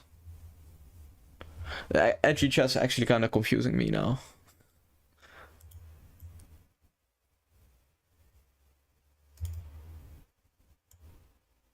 Okay, I'll just play this move, so I don't have to think about all the consequences of some knight g3, knight takes h5, which, you know, there's g4, f5, but still. Okay, I'll just push h6 now. I mean, there's bishop f8, but doesn't really seem to like a big deal. Doesn't really seem like a big deal, so what I was gonna say. Now this is insane. You know, I think I'm just doing this. And now with bishop f8 I play g5. And then my knight is blockading the key square on d4 and I can play on the queen side. So I've basically this part of the board is just gone. Now I'm gonna go queen b3. Or maybe I secure d4 a little bit more. And then I go queen b3 and a5. That's the idea.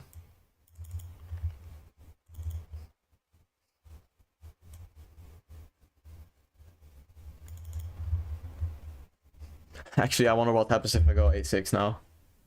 That's probably good for black, but in theory it's kind of funny. I should also try to move my king up, maybe. Okay. Now it's getting interesting. Now we're getting very interesting. I mean, rook c4.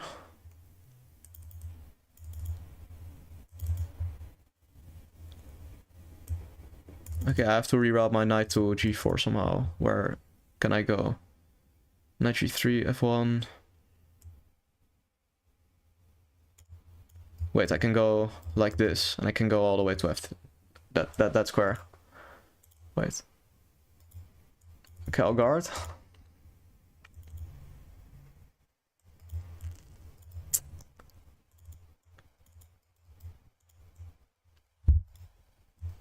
Ah, queen trade. That is painful.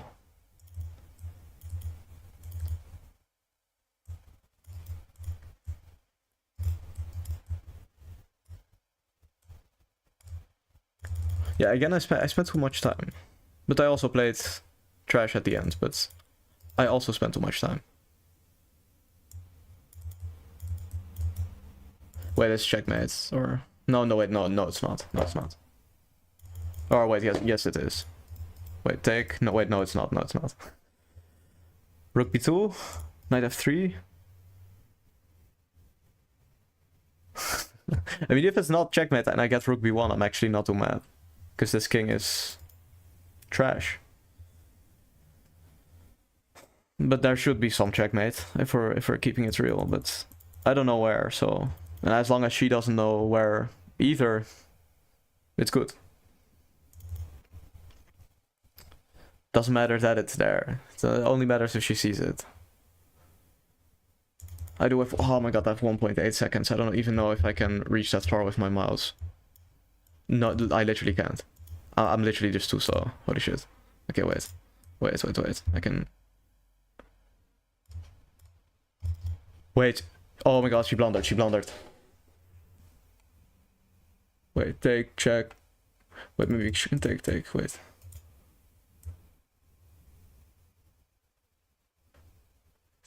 I'm not sure at all. Wait, rook g4. Maybe I was too ambitious. I should have just taken that draw when I could. I should have taken that draw when I could. What am I doing? Okay.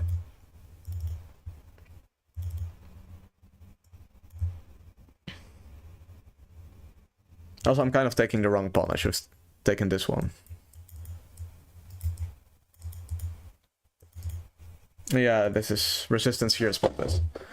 No, what did I do? It was actually so close. You know, if I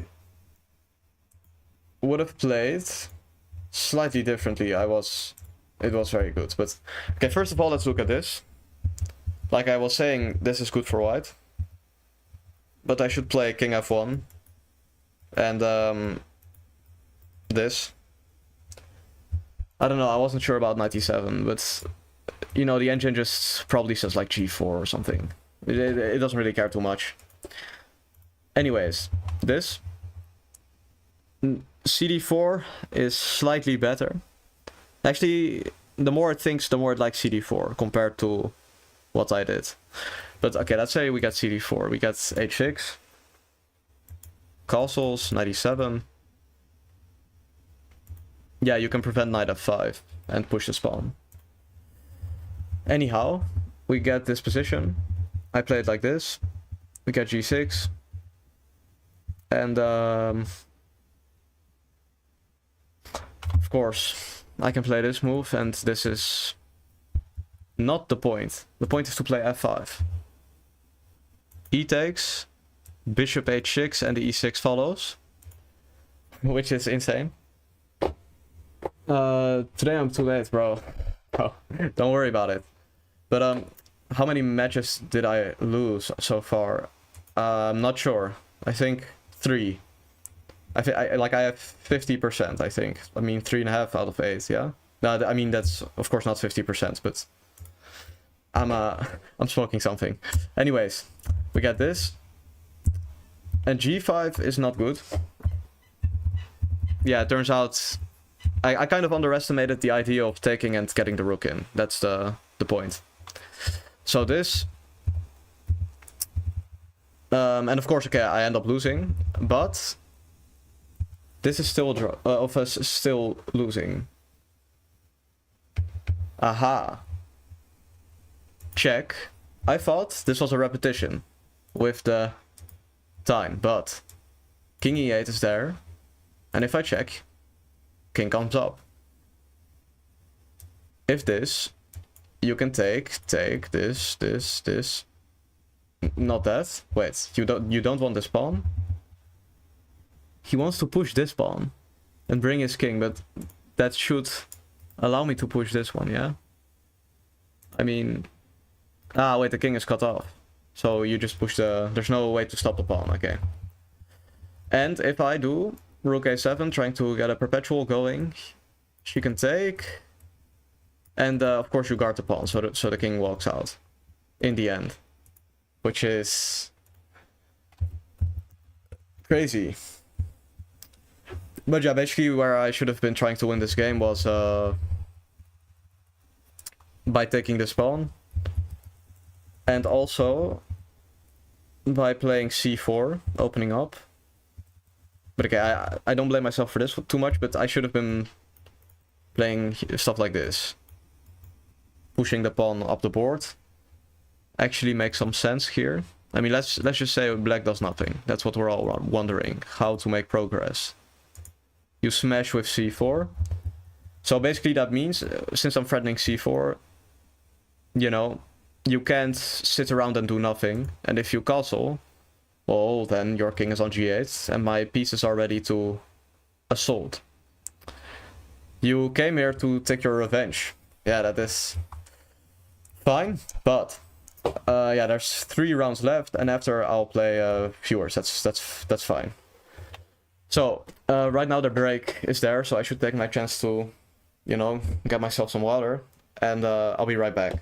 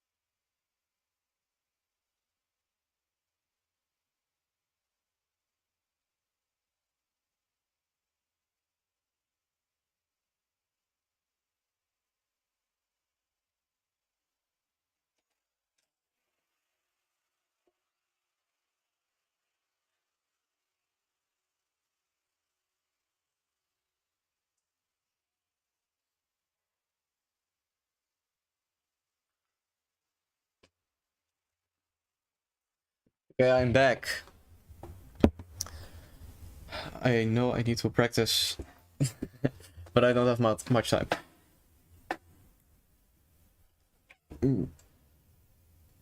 I'm not sure what the message is that you are trying to communicate. Regardless, I did promise that we were going to look at some, like my last game, here in early d5. That was the... Yeah, I mean, of course, I thought if e5, then doubling the pawns is not a problem, but... I mean, if I play, let's say, bishop e7, yeah, then e5 is a problem, so probably bishop d7. And then c3, yeah, and here you can play d5. So that's true. Here it's better. Like we were discussing, here it's just better. Yeah. Now the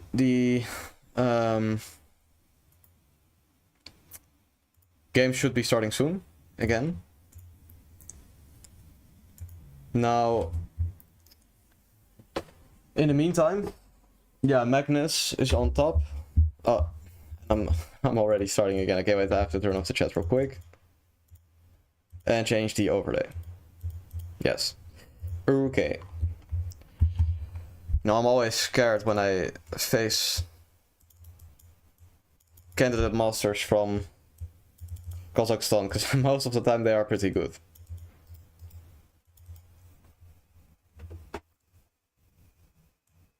Actually, why did I castle? Why did I do this? I don't even like this position. Oh, I think I'm gonna suffer. I mean, I can go d6, like take. You know, I'll do it. I think this transposes to a King's Indian, which is something I don't play. But I mixed up because I was still yapping.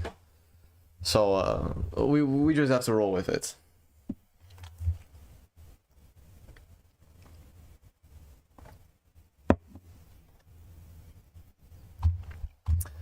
Yeah, d5 is the move. But d takes c5 is worse to face. But this is objectively better. Now I want to play b5, and I want to prepare that by rook b8, I think. Yeah, again, I don't really play this, so... I don't know, but... I mean, this b4, take, it's probably good for him. I'll just go b5, sacrifice the pawn, who cares? Who cares? I've got compensation, bishops, you know, this bishop's trash. Is what it is. I'll roll with it.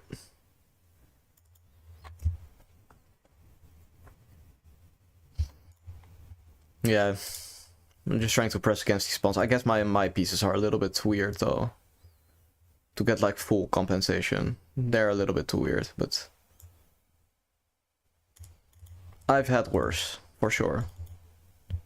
It's just sort of a Benko gambit, but then... slightly dubious. I mean, slightly more dubious than the Benko in the first place. Now, probably a3 should be played. And then actually these squares are weak. You know, queen b6 is gonna come, so I might have fixed it. By now. I mean, rook a1 is there. Okay, wait, yeah, now I can do this, and I can do this. I think I have sufficient compensation. Yeah, let's just get that rook into the game. Not too much to think about. Now I should probably just get this bishop in, but I also want to put my knight on b3, so that's a problem. I guess I'll just do it like this, you know? Especially if he plays e4, he's stupid. This is good. By him, I mean. Now there's a couple of ways to play it. I guess I could just play king f8. That's a bit of a long shot, but I just do it. And now c4. And I want to get my knight in. Yeah, my hands are getting sweaty. It's annoying. I don't know, queen g5. See, he should be trying to get active now. Queen g5 is actually probably a pretty good move. This, take, rook e8, this. Maybe queen g5, I go rook e8 myself. I play knight c5, but... yeah, I'm not sure about my compensation at this point, but... but I mean, I have something, at least.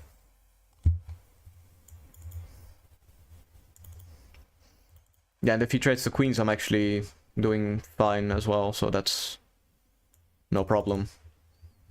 I mean, if he trades, I'm happy, but probably queen g4 is gonna happen. But yeah, I have knight d2. Yeah, I don't know if I wanna let him get the pawn up, but if I go h5, he goes queen g5. Again, attacks that pawn, everything with tempo. I think this should allow some queen trade. Let's just get that queen into the game. Now queen g5 should be played. I was thinking about queen f6, but that loses on the spot because of knight e4. So... f6 maybe? Okay, it doesn't do it. It lets me off the hook a little bit easier. Yeah, I actually also want to trade this knight. Then I get serious winning chances if he takes, but he's not gonna. Now I do this, and I want to get my rooks in.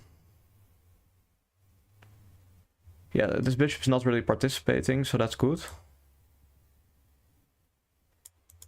I guess I just go here. I just want to play c3 at some point.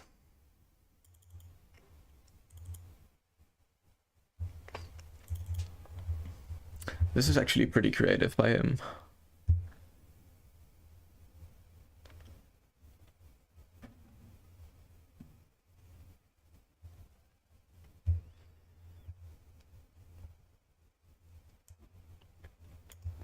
I want to get my knight to a4 to attack.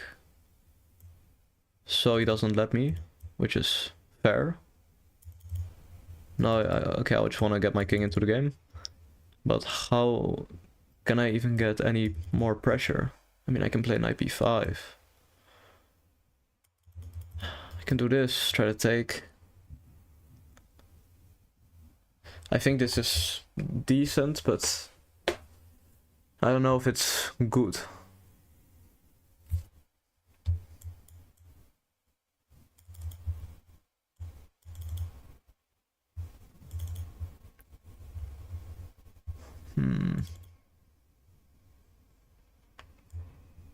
I don't want to play h5. But maybe I have to. Maybe that's just the case. You know, I'll just do it. He's gonna go e4, and I accept my miserable life.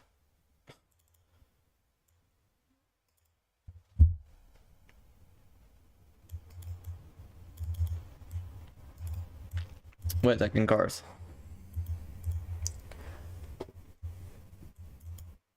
Should be a draw. Maybe not.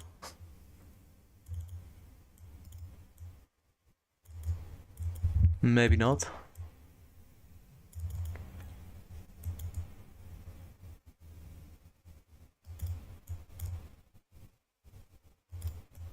Wait, my rook actually can't go to g2 at all. Okay, I'm threatening a repetition.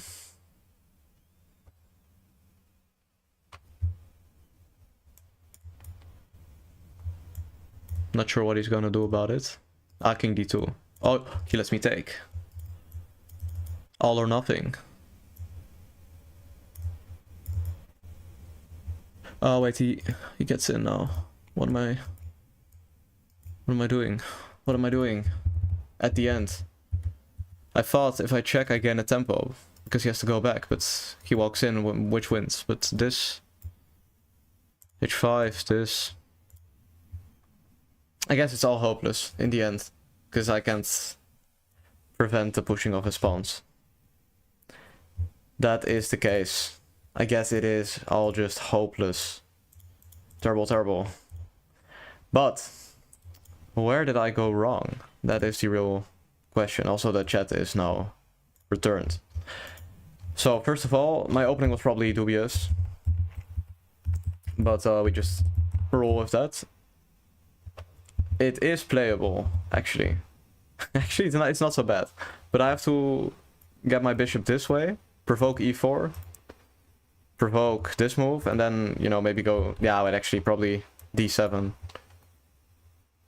But still, maybe he wants to take. Queen d7, attacking both this and maybe getting the knight into the game. And basically the point of bishop f5 is that this square becomes weak when I do this, eventually. But still, it was fine for me, definitely. Bishop a6 is the mistake. Should have gone here. Queen d8. I guess he can't really move too much. King's Indian defense mentioned. Yes. Can you show me your jawline? That's a bit of a weird request, buddy. Buddy. Don't know what you're getting at right there. But yeah, no. But so basically, I have to restrict this. And I just get launched straight into the next game. Okay, wait. No time to analyze it. No time to analyze at all. Wait. Okay, let us go. e4. Always play e4. Best by test is what they say. I swear if this guy plays g6, I'm gonna crash out. Okay. No g6, luckily. I think this is just trash. Like, I know this move, it should be very bad if I return and play some f4.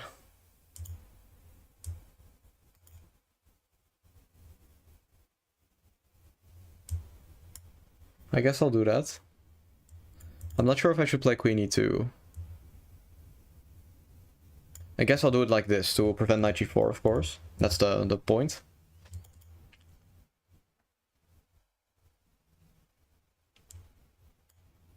Actually, I should just be playing f3, but I'm in too deep now, so now I have to play like this. g5, b4, I can just take on f6, so... Yeah, he has to retreat. b4, knight a4, do I want to partake in that? Probably not, but... You know, I do want to play f5 and bishop h3, so... Might as well. Yeah, I guess he really can't get to my knight with bishop d7, as, you know, there's a million pieces, and I can play queen f2 and knight b6 to save it, so... I don't think it's gonna be trapped. I mean, I might be wrong, but I don't think so. Now, this move is hinting at some issues. I guess I'll just go here. Try to make sure that I can change my knight in the future, because obviously it is a bit of a liability. And at the same time I prepare bishop d3 and f5. Just getting my mating attack. You know, pushing f6. But probably I should be playing king b1, rook c1, securing this pawn. And then just push the h-pawn, and then I'm doing well. But yeah, I mean, I still have to win it, of course.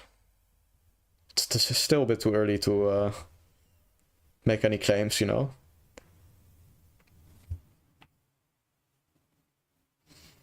Yeah, first question, should I play f5? Probably, but I also don't want to open up... I don't want to open up the diagonal. And I also don't want to give him the knight to e5 move, but... I mean, f6 will be crushing, so... Maybe I'll go rook g1, f5, f6. I could also try to push this pawn, but that's a bit slower. Okay, this move seems strange. You know, he's spending so much time, I might as well just push it all the way, actually.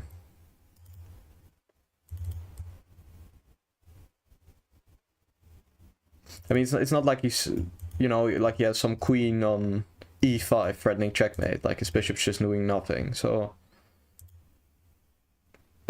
Yeah, I mean, I think I'm gonna get pawn to f6, blocking out the bishop, which is depressing for the black player. Now, knight g4, I can just take off the board, so f6. Taking d3, rook d3 is no problem. I think that's good. Now we take, and we open up the files. Okay, he takes by pawn, which is shocking. But not pointless either.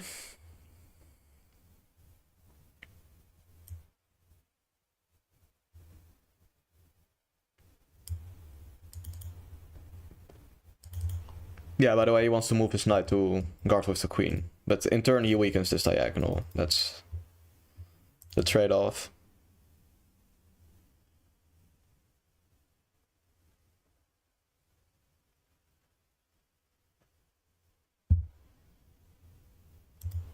Okay, I'll take. It looks like I can take here.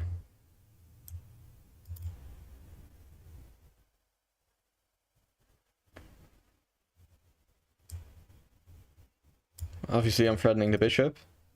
If he takes, he secures my king by guarding the knight, and then I can just drop the bishop back. If he moves bishop b7, I can take it. Probably the most unclear.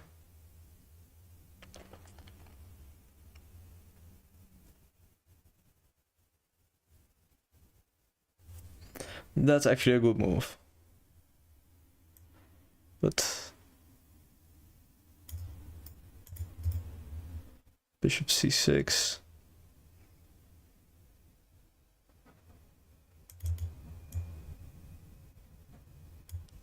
I think I can go knight b6. Attacking that rook, allowing my knight to escape. But we're playing with fire.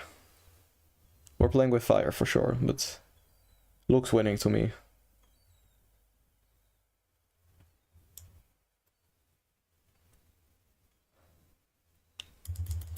Yes, the point is he can infiltrate, but it's not checkmate, so.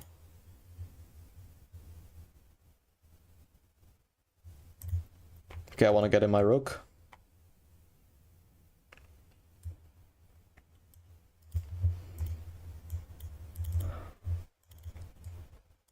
Okay, I'm threatening check, but he can guard.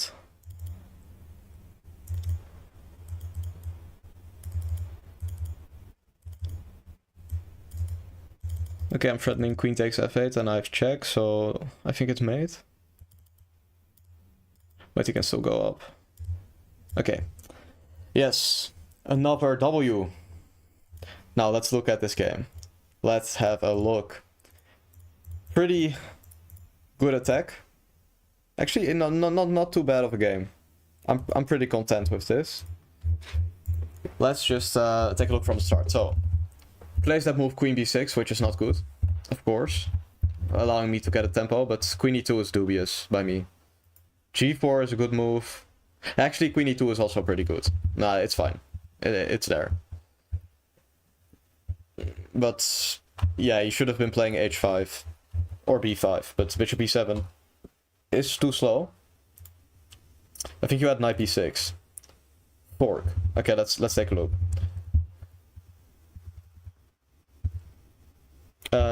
I don't know if you mean it right now, but yeah, I mean, he can take. That's sort of the point. Like, I do dominate the queen side, so... But yeah, I guess he moves the rook out, in this case. I don't know, where are we? The guy hates bishops. I mean, he did play bishop f8 and get his bishop all the way to g7, so maybe not. f5 is... plus 1.5, rook h1 is just... I mean, I guess queen h4 take, queen h7 just wins. But I thought he has king f8. Let's see... what does the engine want if I just do nothing? You know, if I just go back and forth, rook h3... It wants to triple stack and sack the queen. Okay, that's beautiful.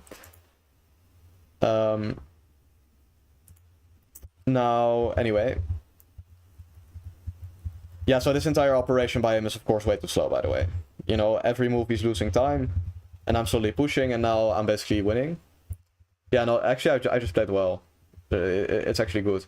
It just works. This is one of those few games that... It just works, start to finish. I'm just playing well. You know, I guess I do have it in me sometimes. But my opponent also played, you know, had a bit of a helping hand in here. Yes. So that's basically just this game. I just win. Instead of bishop a6, knight b6, I mean. Wait, sorry, I'm clicking all the wrong things. Wait, here. So, instead of knight bishop a6, let's see. Ah, wait, that's true, I think. But wait, I get launched into a new game. Wait, I have to turn off the chat. Ooh, I promise you we'll look at it. But, of course, after this game, because I cannot do both at the same time. Unless I want to speedrun a ban. Which is also kind of funny, but... What? Guys, I thought he was gonna play the French. No. What is happening? I don't know if I can salvage this one. I mean, I guess I'll play like this and play... Maybe I'll play bishop d3. But... Wait. Queen b6 looks so dubious. What is he doing going pawn grabbing?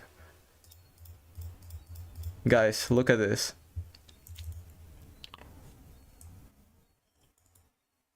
And now he also wants to take my bishop. Guys, this must be winning. You know, I'm not born yesterday. This must be winning. But maybe I am. Maybe I'm just an idiot. But I mean, all his pieces on the back rank. We'll have to see. We'll have to see. Okay, queen c7. Now I want to get into the square, and if he goes queen d8, I can take on d4. So he doesn't have b5. If a6, I go a4 and I finish his pawns. Okay, this move is an attempt at liberation, but that is just what it is. An attempt. Because of this move. Knight to b5, I feel. I mean, knight d5 is still there. Let's see. Knight c7, I can do it, but isn't there something better? Chess gods, is there something better? I mean, knight e3, take, check. Here, I can take his rook, but the most unclear position I've ever seen in my entire life, probably. I mean, king d7, queen a4. Wait, take, I can take his knight. Wait.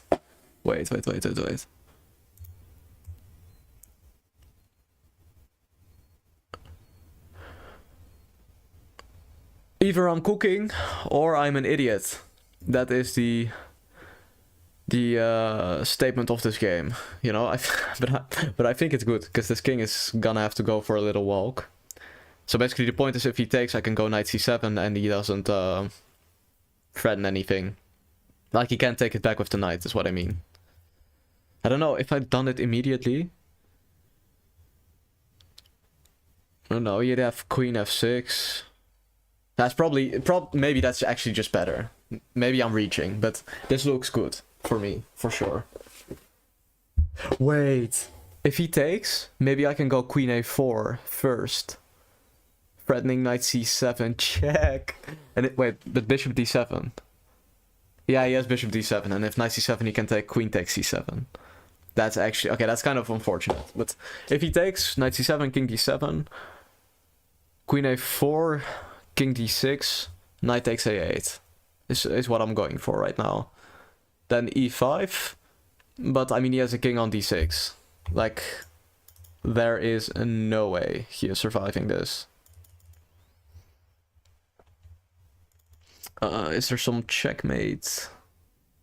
Yeah, probably not. I'll just take this. Who cares? Who cares about checkmate? It's only the point of this game. Okay, now this move. Where? Like, this is so strange. But I think I can also just, you know, get my knight out, and then I just win. So I mean, if I go here, check. I want to confine his king to a box in which I can checkmate. I can also just take this pawn, actually, but if I go queen c4 though, that looks good. No, I'm reaching. I should just yeah, considering my time situation, I'm just gonna take this pawn. Who cares? Who cares about checkmate when you're up an exchange? I'm no longer up an exchange. Anyways, he has a king on d6. It's still good. It's still good. This.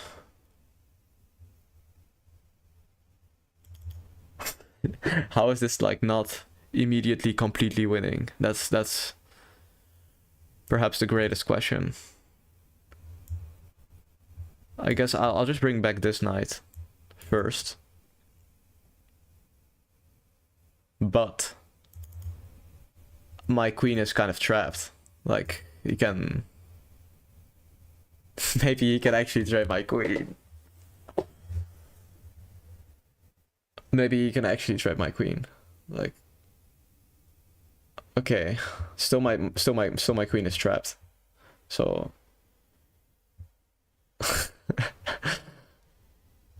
I have to get it out soon. Because I want to checkmate. Wait. Bang. Okay, I'm threatening to take. If he goes here, I can just take, of course. Bishop here. Take. I attack his queen. I attack his queen, very important. So this move loses him the game, essentially. Because I can take on b7. If he moves out the bishop. And if he doesn't move, I take his bishop. Wait, so queen d7 is therefore forced. Take. Queen b6. This seems like a win. Because I can take and check. And then I pick up the... What's it called? You know, queen for rook. I pick up the queen for rook.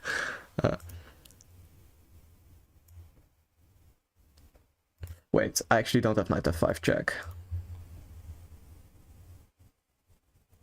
Slight miscalculation. Take this, take, check, g3.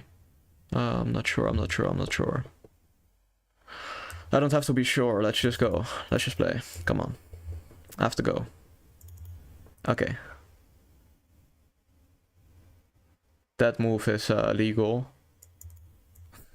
That's my commentary. That move is legal. Check.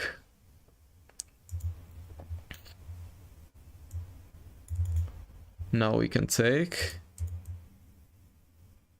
And I can get my king up. And I still have the outside passed pawn. Which I'm just gonna push because he doesn't threaten to win yet my knight yet. So now I have to move. He's gonna bring his king. And I just wanna keep pushing the pawn. So as long as he doesn't get in with his queen, there's no problem.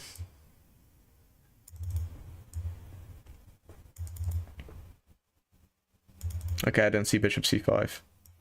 And he didn't see queen e8. And I did not see king h6. Okay, wait, we repeat once. What do I do? What do I do? I go here.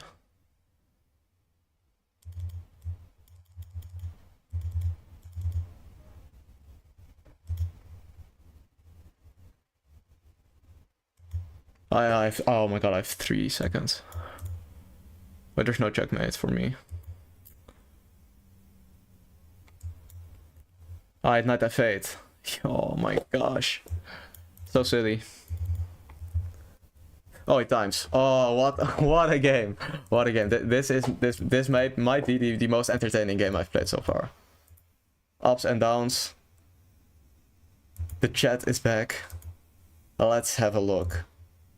Yeah, I mean, I'm still threatening h5, but he can kind of cope with it. I mean, queen a7. Sorry, queen a7. Guarding g7. Threatening this. And if h5, queen f7. And it's equal. But let's just have a look. So it all arises after our beautiful mouse slip. Or not even a mouse slip, just miscoordination, you know, playing e5. You had knight e7. Let's have a look. Yeah. So okay, first of all, what is this guy doing? He should just be playing d6, and he's good. He should just be playing knight e7. He's good, but he neglects all his development, and now it looks like I'm a genius, you know. But knight e3 is the best move, and knight e7 is also good, but not that good. But knight e3 is best, so I'm happy that's good. Also earlier you had rook c8, queen c8, knight c4, you traded queens and won the pawn endgame. Okay, wait, we're gonna look, wait. Wait, if I take this. Okay, I can first of all, guys, I could just take here, and if he takes, I guess I can just check, and this move, queen e8. If he does this, I can take the rook, and if he blocks, I can check. But okay, yeah, we don't have enough time. I have to go quick. So we were talking about what you say. Also earlier you had rook c8. Okay, wait. Rook c8.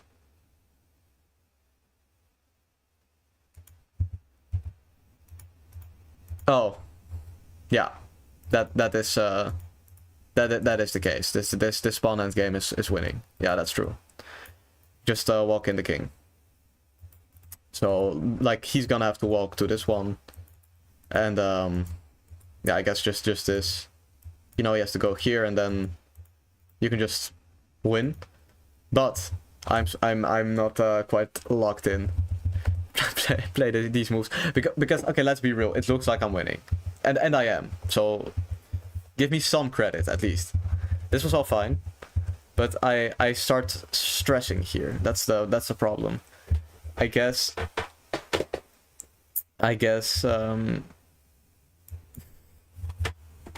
this is a perpetual by queen d2.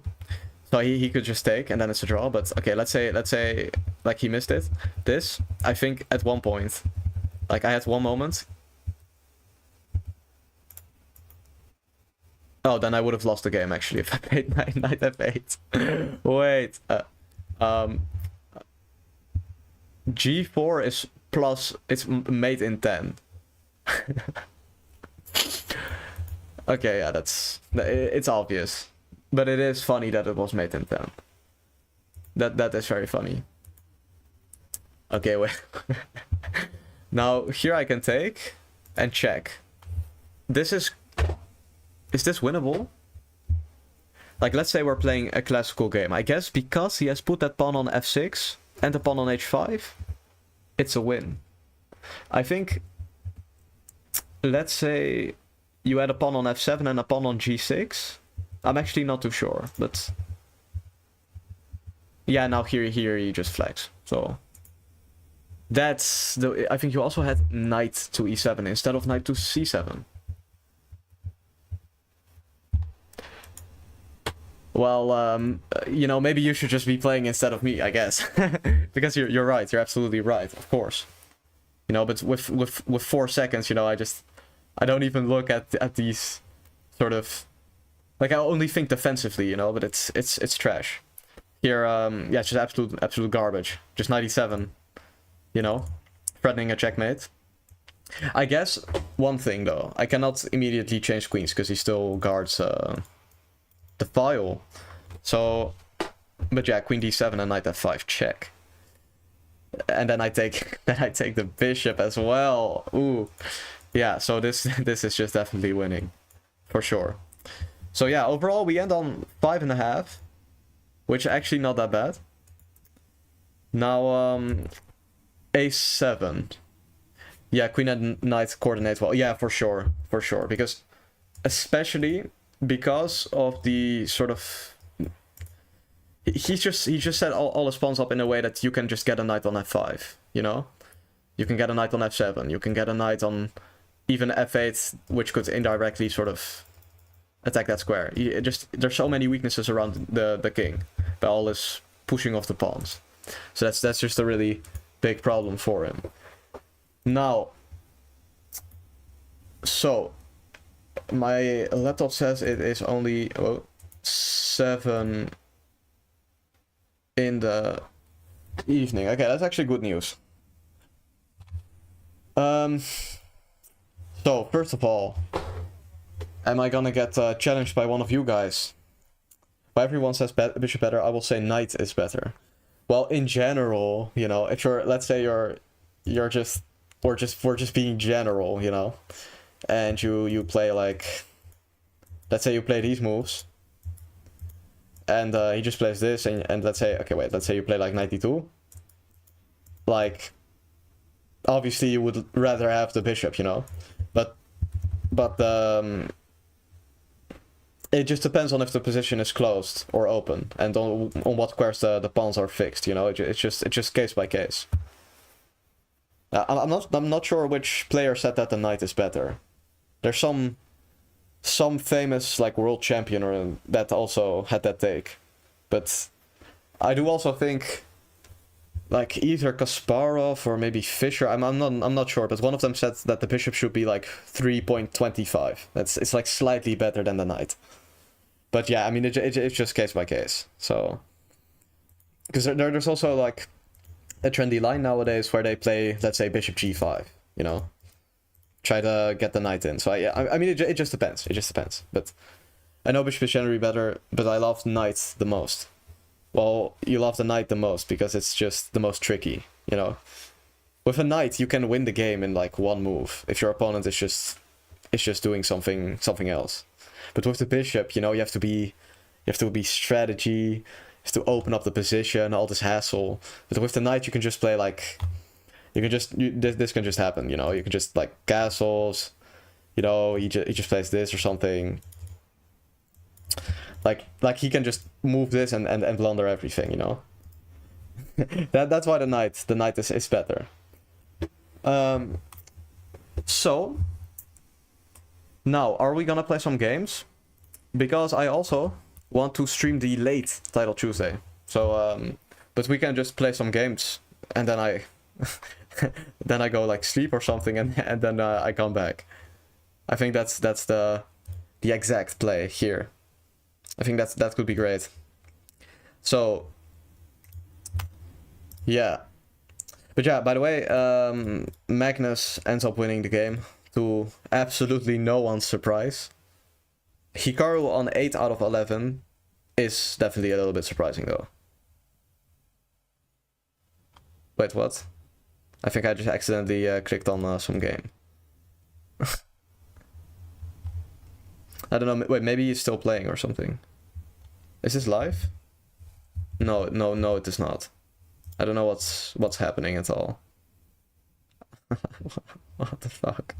Okay, well, anyways. So, yes. Okay. What was your chess.com username again? It was like something... I kind of forgot.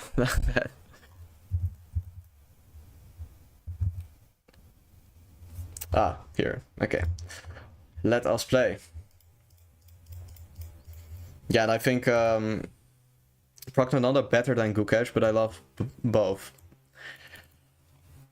I mean, the way Pragnananda is playing recently, it's absolutely like world champion material. I mean, this guy is just, he's so good. But, I mean, it's... To say he's better than Gukesh is also...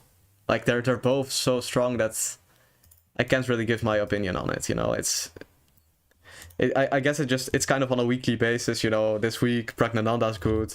This week, Gukesh is good, but it's just who has the better tournament, who sleeps better. That's how close they are, you know? But, yeah, we could also look at the game. Pragnananda versus Gukesh. Yeah, Pragnananda actually just grinded some endgame. And he just completely, you know, wiped Gukesh. Now, yeah, I think I just want to take. And I get some weak pawns, but in return I get time. You know, this maybe gets me some tricks. Like we were just discussing, why the knight is better than the bishop, because after knight b4, he could play knight f3 and blunder knight c2. But no, probably he should play this, because if this, then the bishop cannot come back and I can check him. So he has to do this, for sure. And the question is, how am I gonna grind him? Okay, he doesn't do that, but... Can I play e5? I mean, takes, check, here, I don't think so. I don't think so. I think I just go here and check. I think this is the way. Maybe a bit slow. I could also play d6 and e5. It's all interesting, actually. It's all interesting. Also, I think the music stopped like 10 minutes ago. I just forgot to turn it back on at some point. My bad, wait. Oh, the entire YouTube page just glitched. Wait. Okay, I think you guys should hear some music now. But whatever. F3. Yeah, okay, just wants to get a king out of the way. Bishop sus. I want to play knight h5. But you can go bishop g5, so... I could go knight b4 and take the pawn, but that feels a little bit too greedy right now.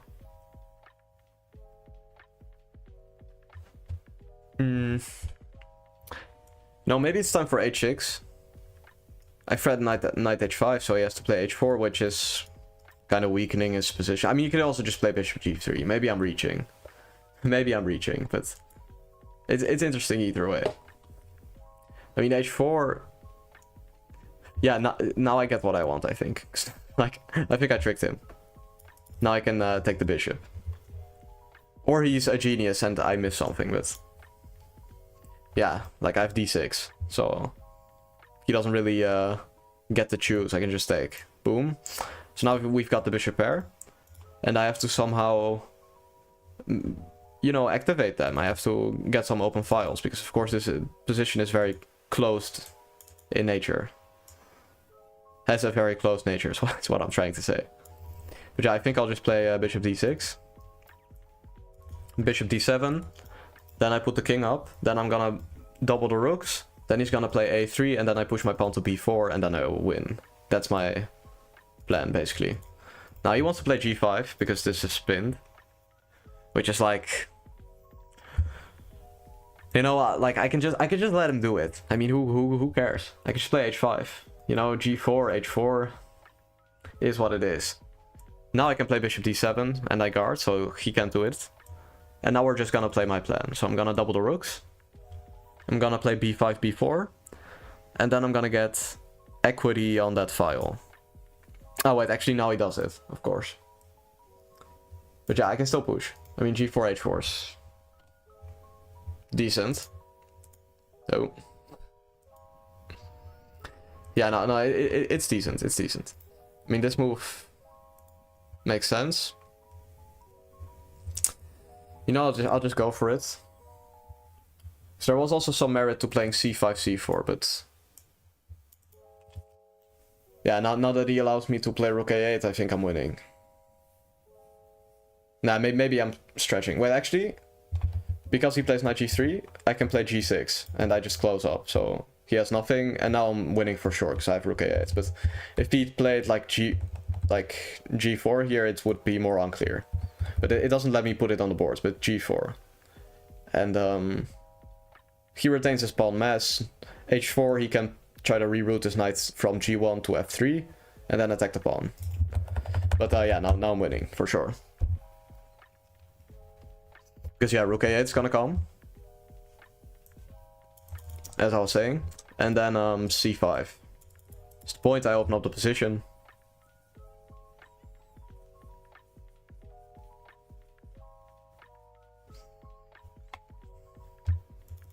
Now he does get the knight to d4.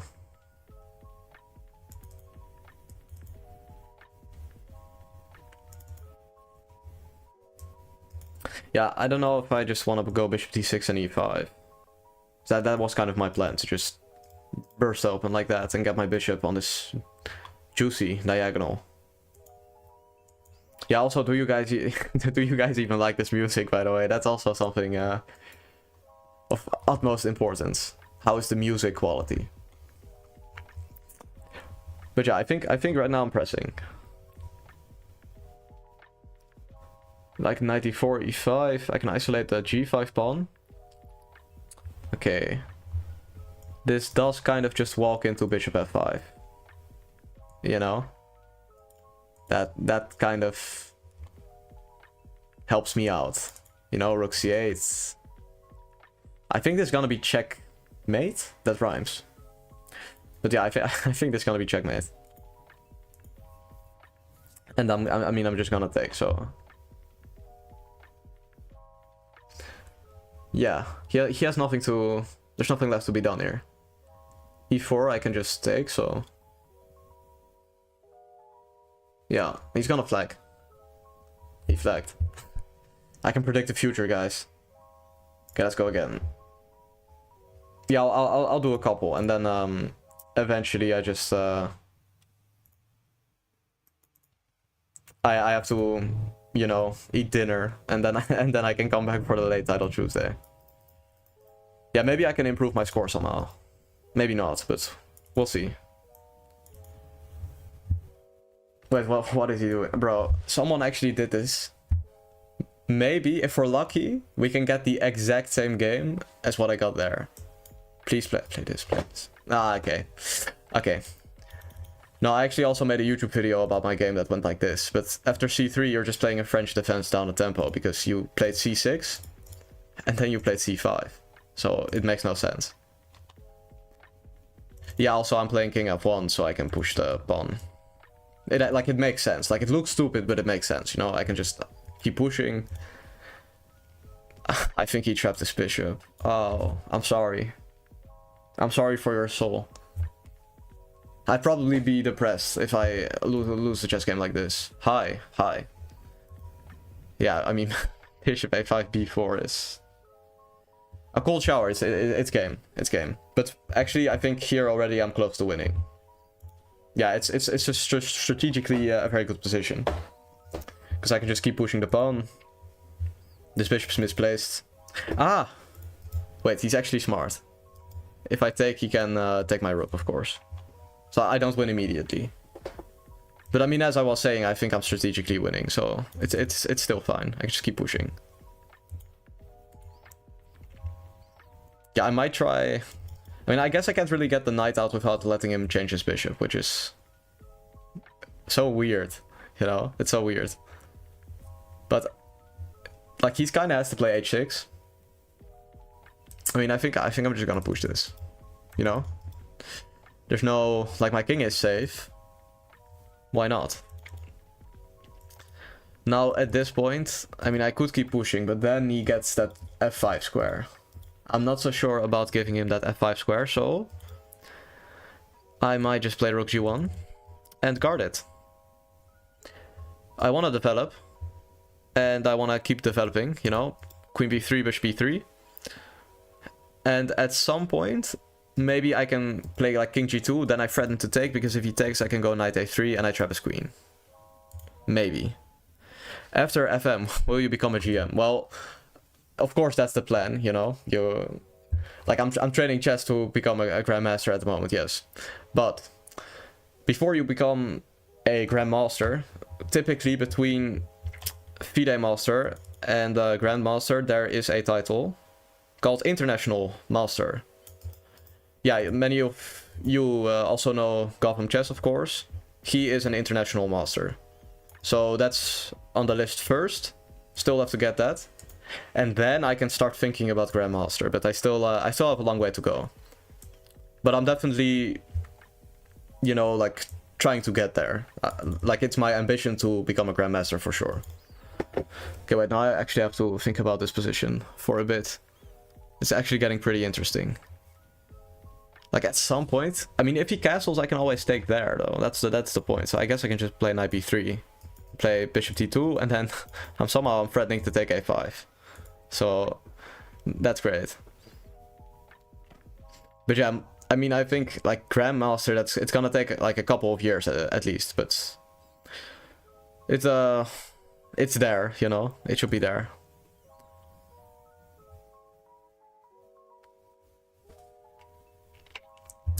Yeah, I mean, I just don't have to do anything, you know, I can just keep developing. Like, where is his king going? Okay, that's actually a good move, because now I have to go back, but I'm still winning, so we can exhale, nothing's going on, you didn't see that, didn't happen, you know. Let's just move on with life. Yeah, I think I could just go rook c1. Because eventually he has to castle, like, or king e7, but like this rook has to get into the game at some point, so yeah. Maybe I force him. Maybe I go bishop d3 and then I play g5 and I take, and then I play h6. Yeah, I mean, or not. Like, why would I even trade my good bishop for his bad knight? Like, I'm still gonna play this move, but it's just to prepare taking and g5 because he has to castle at some point, right? Excuse me. Maybe. Yeah. Also. There's also knight c5, you know, sacking a piece and then getting the 2 pawns if I play like rook c1, but like the thing is, it would be cool to win that way, but it's just not warranted in this position. That's the point. Like, I don't have to do it, so I'm not gonna, but okay, this feels like a huge stretch of his position. I don't think he gets to open up the position with his pieces on the back rank, you know.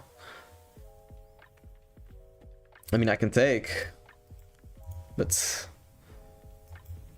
I mean, I'm thinking about him taking back with the pawn, getting the g file. That could like make some sense, you know. Maybe I have this cute move, attacking h7, so he has to push and then I can check, and if he doesn't push, I just take. So I mean, f5. Wait, takes, f5, take, rook take, f6. Rook take, take, check, here. Wait, it's actually unclear. It's actually kind of unclear. But after f5, I have knight g5, and I guard the bishop, so I'm on to absolutely nothing. That's the conclusion. Yeah, I can just play this. I can just guard. I mean, my bishop's still trapped, by the way, but I can take. Then I threaten e6, and if he takes with the knight, I can take with the bishop, and then it's fine. So, yeah.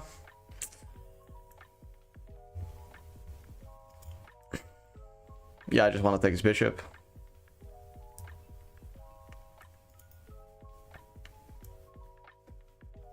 And now we take. Actually, now if I take, of course, he can take this, but okay, wait, let's check first. Just before anything, I check him. Makes it easier to oversee. Goes to f8. Yeah, I mean, I can play knight f7. It looks good. It looks winning, but I mean, I can also take. But then he takes on d2.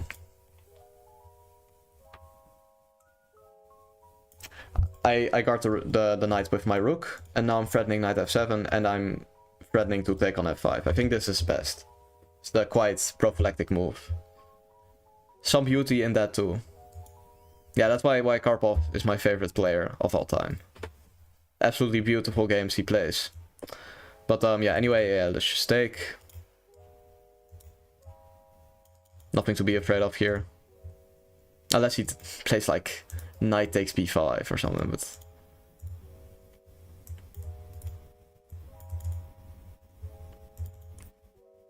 Now, I was thinking I'd immediately win, but he actually has bishop e8 somehow. Somehow, it kind of holds on, actually. Okay, yeah, this is not the way.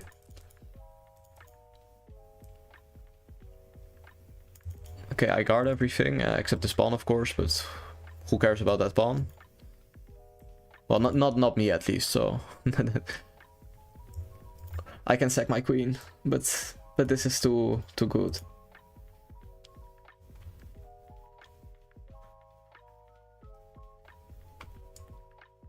Or am I missing something? Wait, check. Wait, am I actually getting mated? No, wait, I have knight h3. Wait. They're actually way too close. Way too close. Okay. I think I can do this. I threaten to take. Removing the guard. A classic tactic.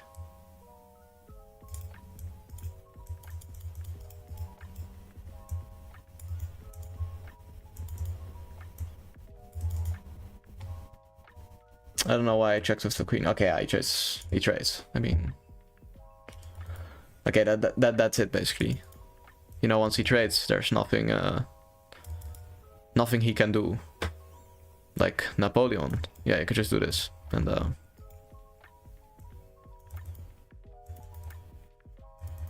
I mean, maybe I end up like blundering my rook. That occasionally happens. So I guess that's why we're still playing. Like, fair enough. You know, he has a passed pawn.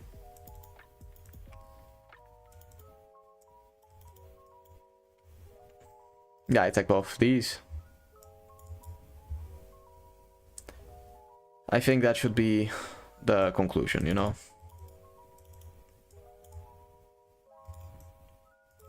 Yeah, depends on where he goes, but...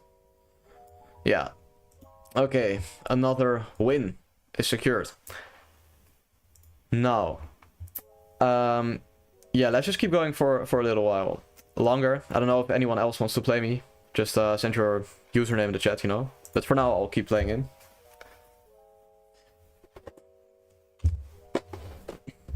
b4, yeah, I mean, I know this guy, he's gonna play bishop f4 against anything, so how can I get it interesting? c5, he just plays c3, so that's annoying.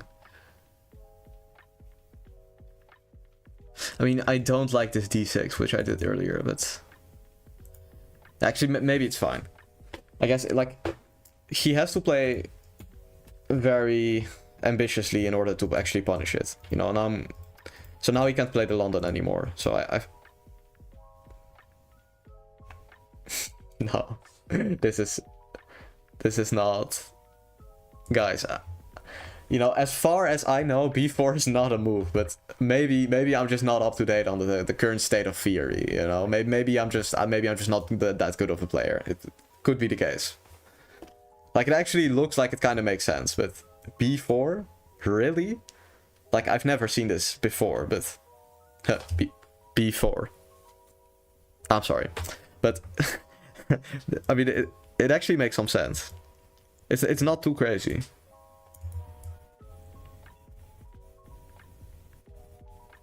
Yeah, I guess I'll just get my bishop out, but like he actually kind of has a good position. Like I messed up, I think, against b4. Maybe I should have played an early c5. That was probably the way to go. Yeah, I guess I can just go knight e8 though if he goes e5, and if he doesn't, I can kind of contest this center, so I don't think it's a huge problem actually. Like d5, I can maybe go reroute the knights, but I mean he can change the bishops, and that leaves me with a weak king. So, like if he would have played d5, I actually had a bad position for sure. But this actually seems like an average Burke position. Seems decent enough, at least. Yeah, I mean, I could just take. That's the thing. Wait, actually, did he just blunder a piece? wait. Could I just take? Yeah, rook b1. He friends both pieces at the same time. So no, he didn't just blunder a piece. Okay, or maybe he did and he didn't see it. But I guess e5 doesn't threaten knight e6 because I can take. So he's forced to go back, and now these pawns suddenly become very strong. Yeah, because, like, of course it's a doubled pawn, but actually this way it's kind of okay, you know? I could take his bishop. Yeah, I'll just do it. And now I have this beautiful piece, threaten the knight, so he has to play a4, and then, well, that's a weak pawn. And then I'll play queen b6. Because, like, I destabilize the knight, I attack f2, rook e2 has to be done, or queen e2. And then, it's unclear. Okay, I guess I could just do this, yeah? I can just push. Now, yeah, like, the only problem is my knight is a little bit weird, but it's not... like, I'm thinking to put it on f4 to get attack. But at the same time, he can play knight e4 and g3.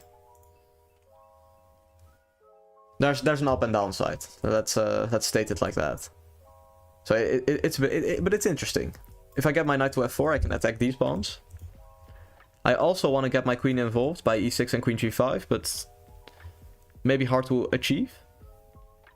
Now, I mean, taking must be winning, for sure.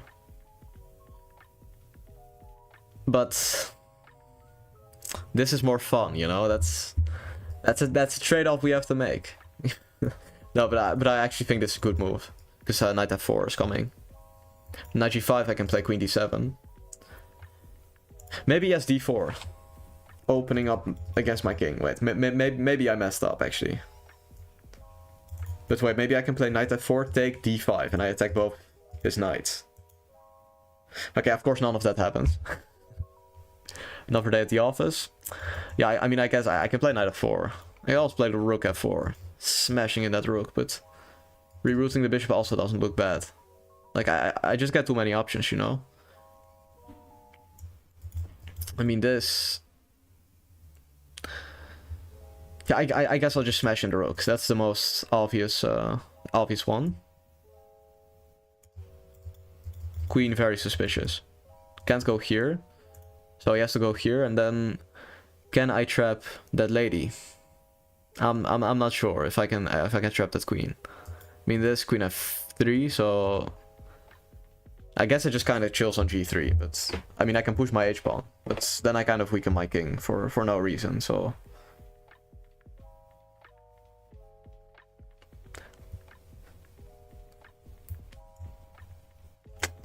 maybe I should just move out the knight.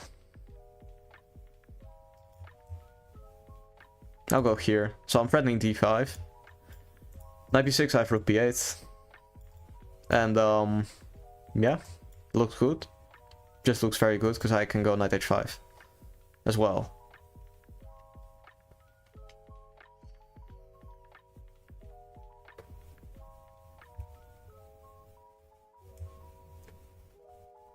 Yeah, I'll just slightly improve my bishop. Get it back to that diagonal. Yeah, the purpose of bishop d7 was only to get the queen to the awkward square, but now that it's there, there's no reason to keep it. I think that I can just play h6, and then the knight has to go back, so... Unless he can trap my rook, but I have rook f5, or rook g4. I'm threatening rook g4. I didn't even see that, but that's just a side effect of playing good moves, you know? That you get good tactics sometimes. Yeah, I mean, I guess I'm just threatening to take, so... Like, he kinda has to play this. But then I play this. Yeah, or he just doesn't see it, but... You know, that's also... That's also part of the game. It's there. It's there. Now this... Check here, knight g4, and I attack both f2 and e3. So... And then I basically force him to resign. Yeah, I think after this I should probably take a break. So I can come back stronger for the late title Tuesday. Because, yeah, I think that starts at 9. So, and I still have to eat and, you know, sleep, stuff like that. But yeah, this forces a resignation. Because I attack both these pieces. And I can take on f2 and then I can bring in the queen by that f5 square. That's beautiful f5 square. Okay, I can draw arrows. I'm trying to point here. Yeah. Okay, wait. If I take, he goes here. I can come back, he goes there, and I have rook f8, so... That's end of story, basically. Unless he goes here, but then I take like that. Yeah. Boom. And that is a checkmate. Or, I mean, it's not a checkmate, but like... It kind of is. I mean, it's like checkmate in 2. He takes, and then I take with the knight. Wait, actually, then he can take my rook. But I had checkmate the other way around then. Like, let's say I take here. Wait, no, I didn't. I'm just onto nothing. But I win his queen. You know, I win his queen and then it's checkmate. So that's good enough. But what is happening with me? Yeah, I don't know about b4. Is that actually a move? No, it makes no sense. Okay.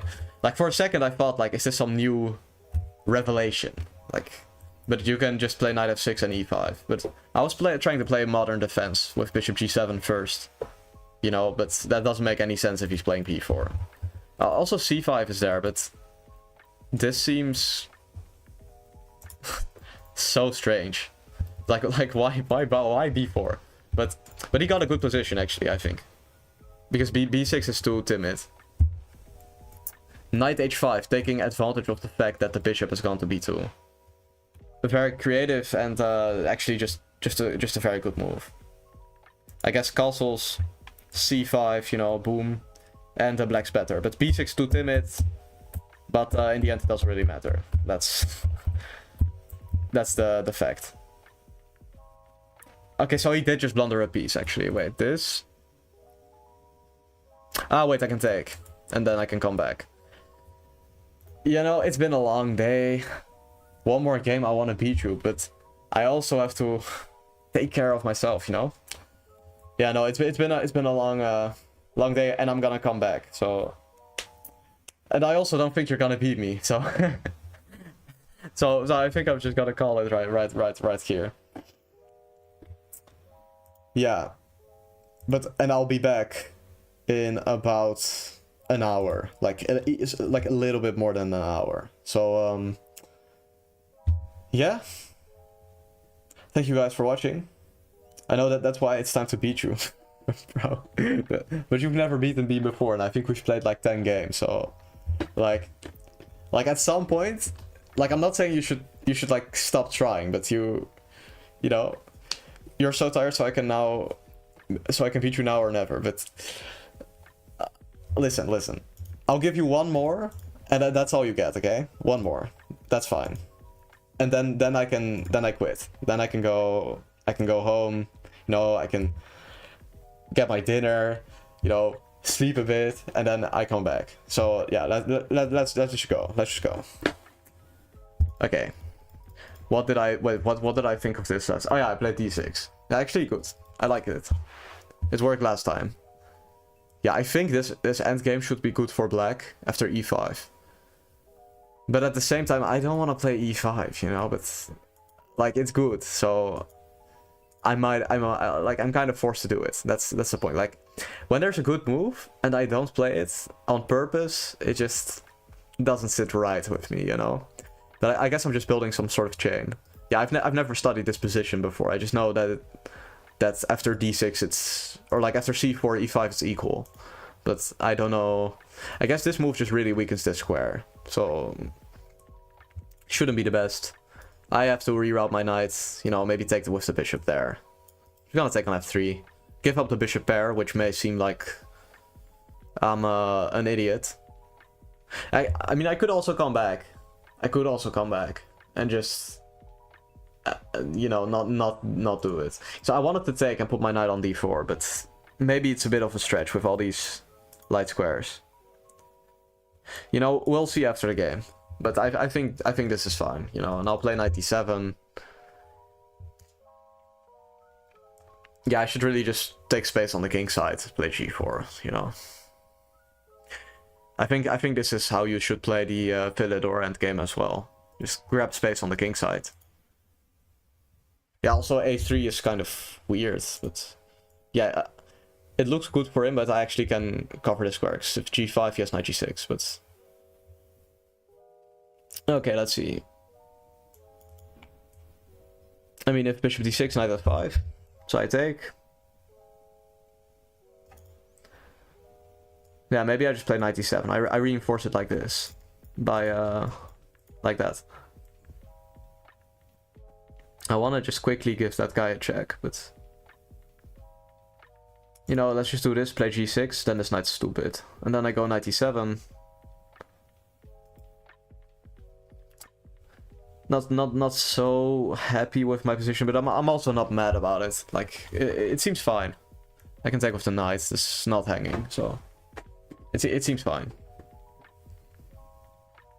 But he's more active. Wait, actually, this blunder c5. He actually almost won. He actually almost won. Wait. Seems like I can just guard it, and if he takes, then I have bishop pair, so he probably shouldn't do that. But then what is he gonna do? He plays that move knight f3,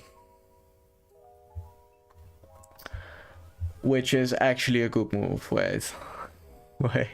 So I wanted to play that move bishop d6, but then c5, and if I take, he takes. I might have to play that move rook e8, but wait, he can take by bishop and then play knight g5. Wait, guys. I might actually be losing now. Wait. Like, it's not even a joke at this point. Like, I might actually be losing now.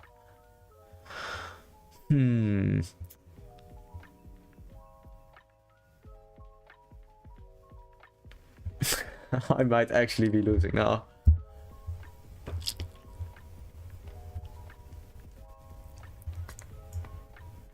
I mean, I'm kind of forced to do it.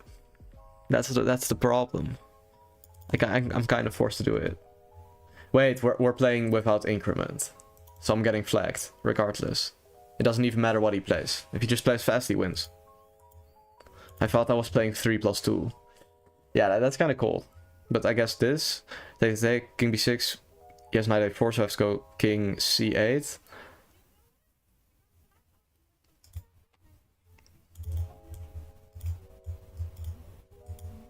Okay, I prevent c5. Yeah, but I've got no time. Like, unless he keeps playing this slow, then it's all good. But I have no time. So realistically, I'm just getting flagged because I thought we were playing increment. But he could have also won by c5, but he didn't see it. And it's also not immediately losing, but it's close. It's close for sure. We just take that.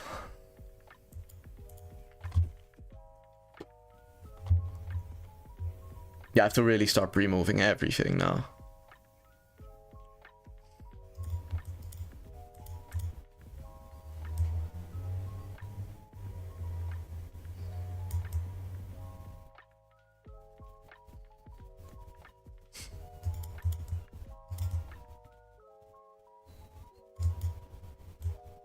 Wait, no, wait, that's losing. Wait, I'm actually losing. Wait, also my knight's hanging, so... I mean, this... Like, is it, like, before should be checkmate. I think he's just gonna win by checkmate. Oh, he doesn't see it. Wait, this is also checkmate. Wait! So he did end up winning. That's the truth. He did end up winning. That we have to be real about it. I talk trash and I got my ass handed to me. But I had a good position. That's that. Like, you know, like it was good. It was good. I was cooking. But bishop g4 is trash because I ooh. This one I don't know if I could mentally recover from. You know, it takes knight f7. But it's still playable for black, which is the good part. You miss so many things. That's why I tell you to play me now. Yeah, exactly. Bro, take your rating back. It's not that big of a deal. I don't really care about my online rating, to be honest. It's not that big of a deal. You tell him all the plans, I bet he hadn't even seen all of these. No, but like, I have to make it entertaining somehow, you know? Like, if I just sit here, you know, there's so many grandmasters, they stream and then they go like this.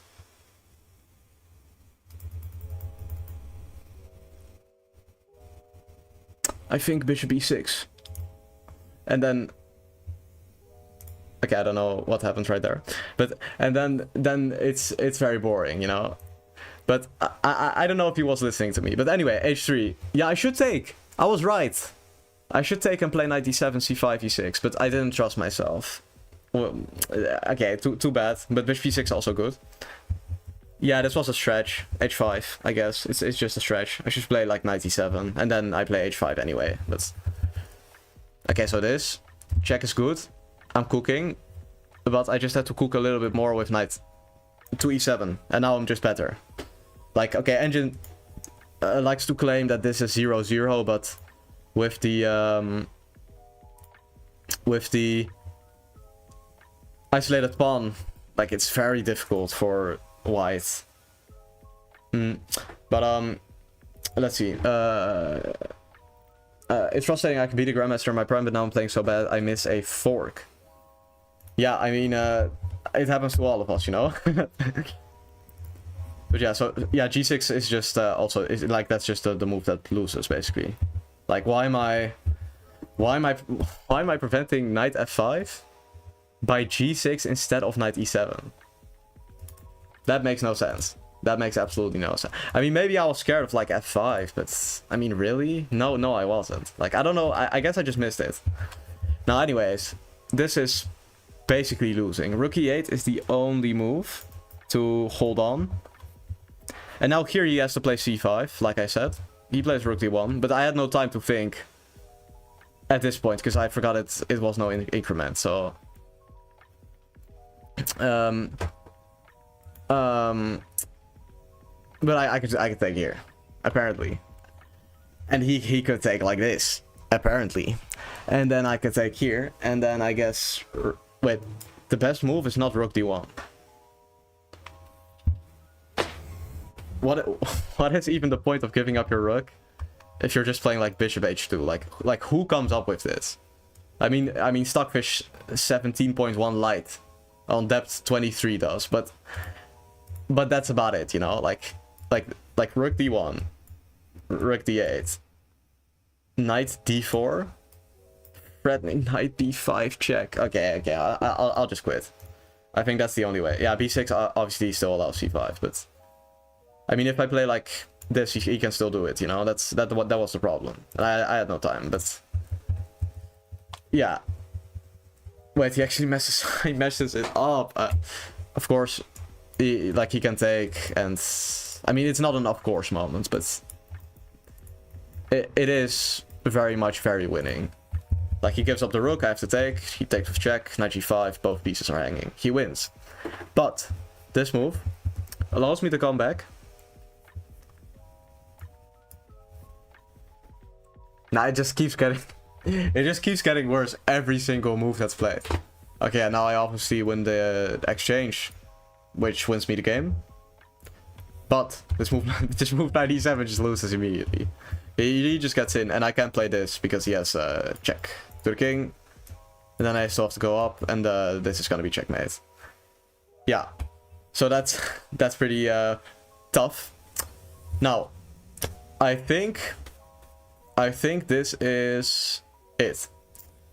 I think we should call it. And I will be back in like an hour, you know, in an hour with, or maybe it's 2 hours. But like actually, let's just see it right now. Just look at when is the titled Tuesday, late title Tuesday. It starts in 2 hours, which means it's at 10. So I'll be back then, and yeah, I hope you guys you know, enjoyed my absolute peak gameplay, and I'll hopefully I'll see y'all in like 2 hours, but no, but thanks for watching, and I'll catch y'all in the next one. Yeah, that's it. I'll be back when your tournament's over, then I'm back to play you again. Yes, let's go for sure. Okay, now I'm actually gonna end it. I'm actually gonna end it. I'll be back. Like I'll be back in like 2 hours. Like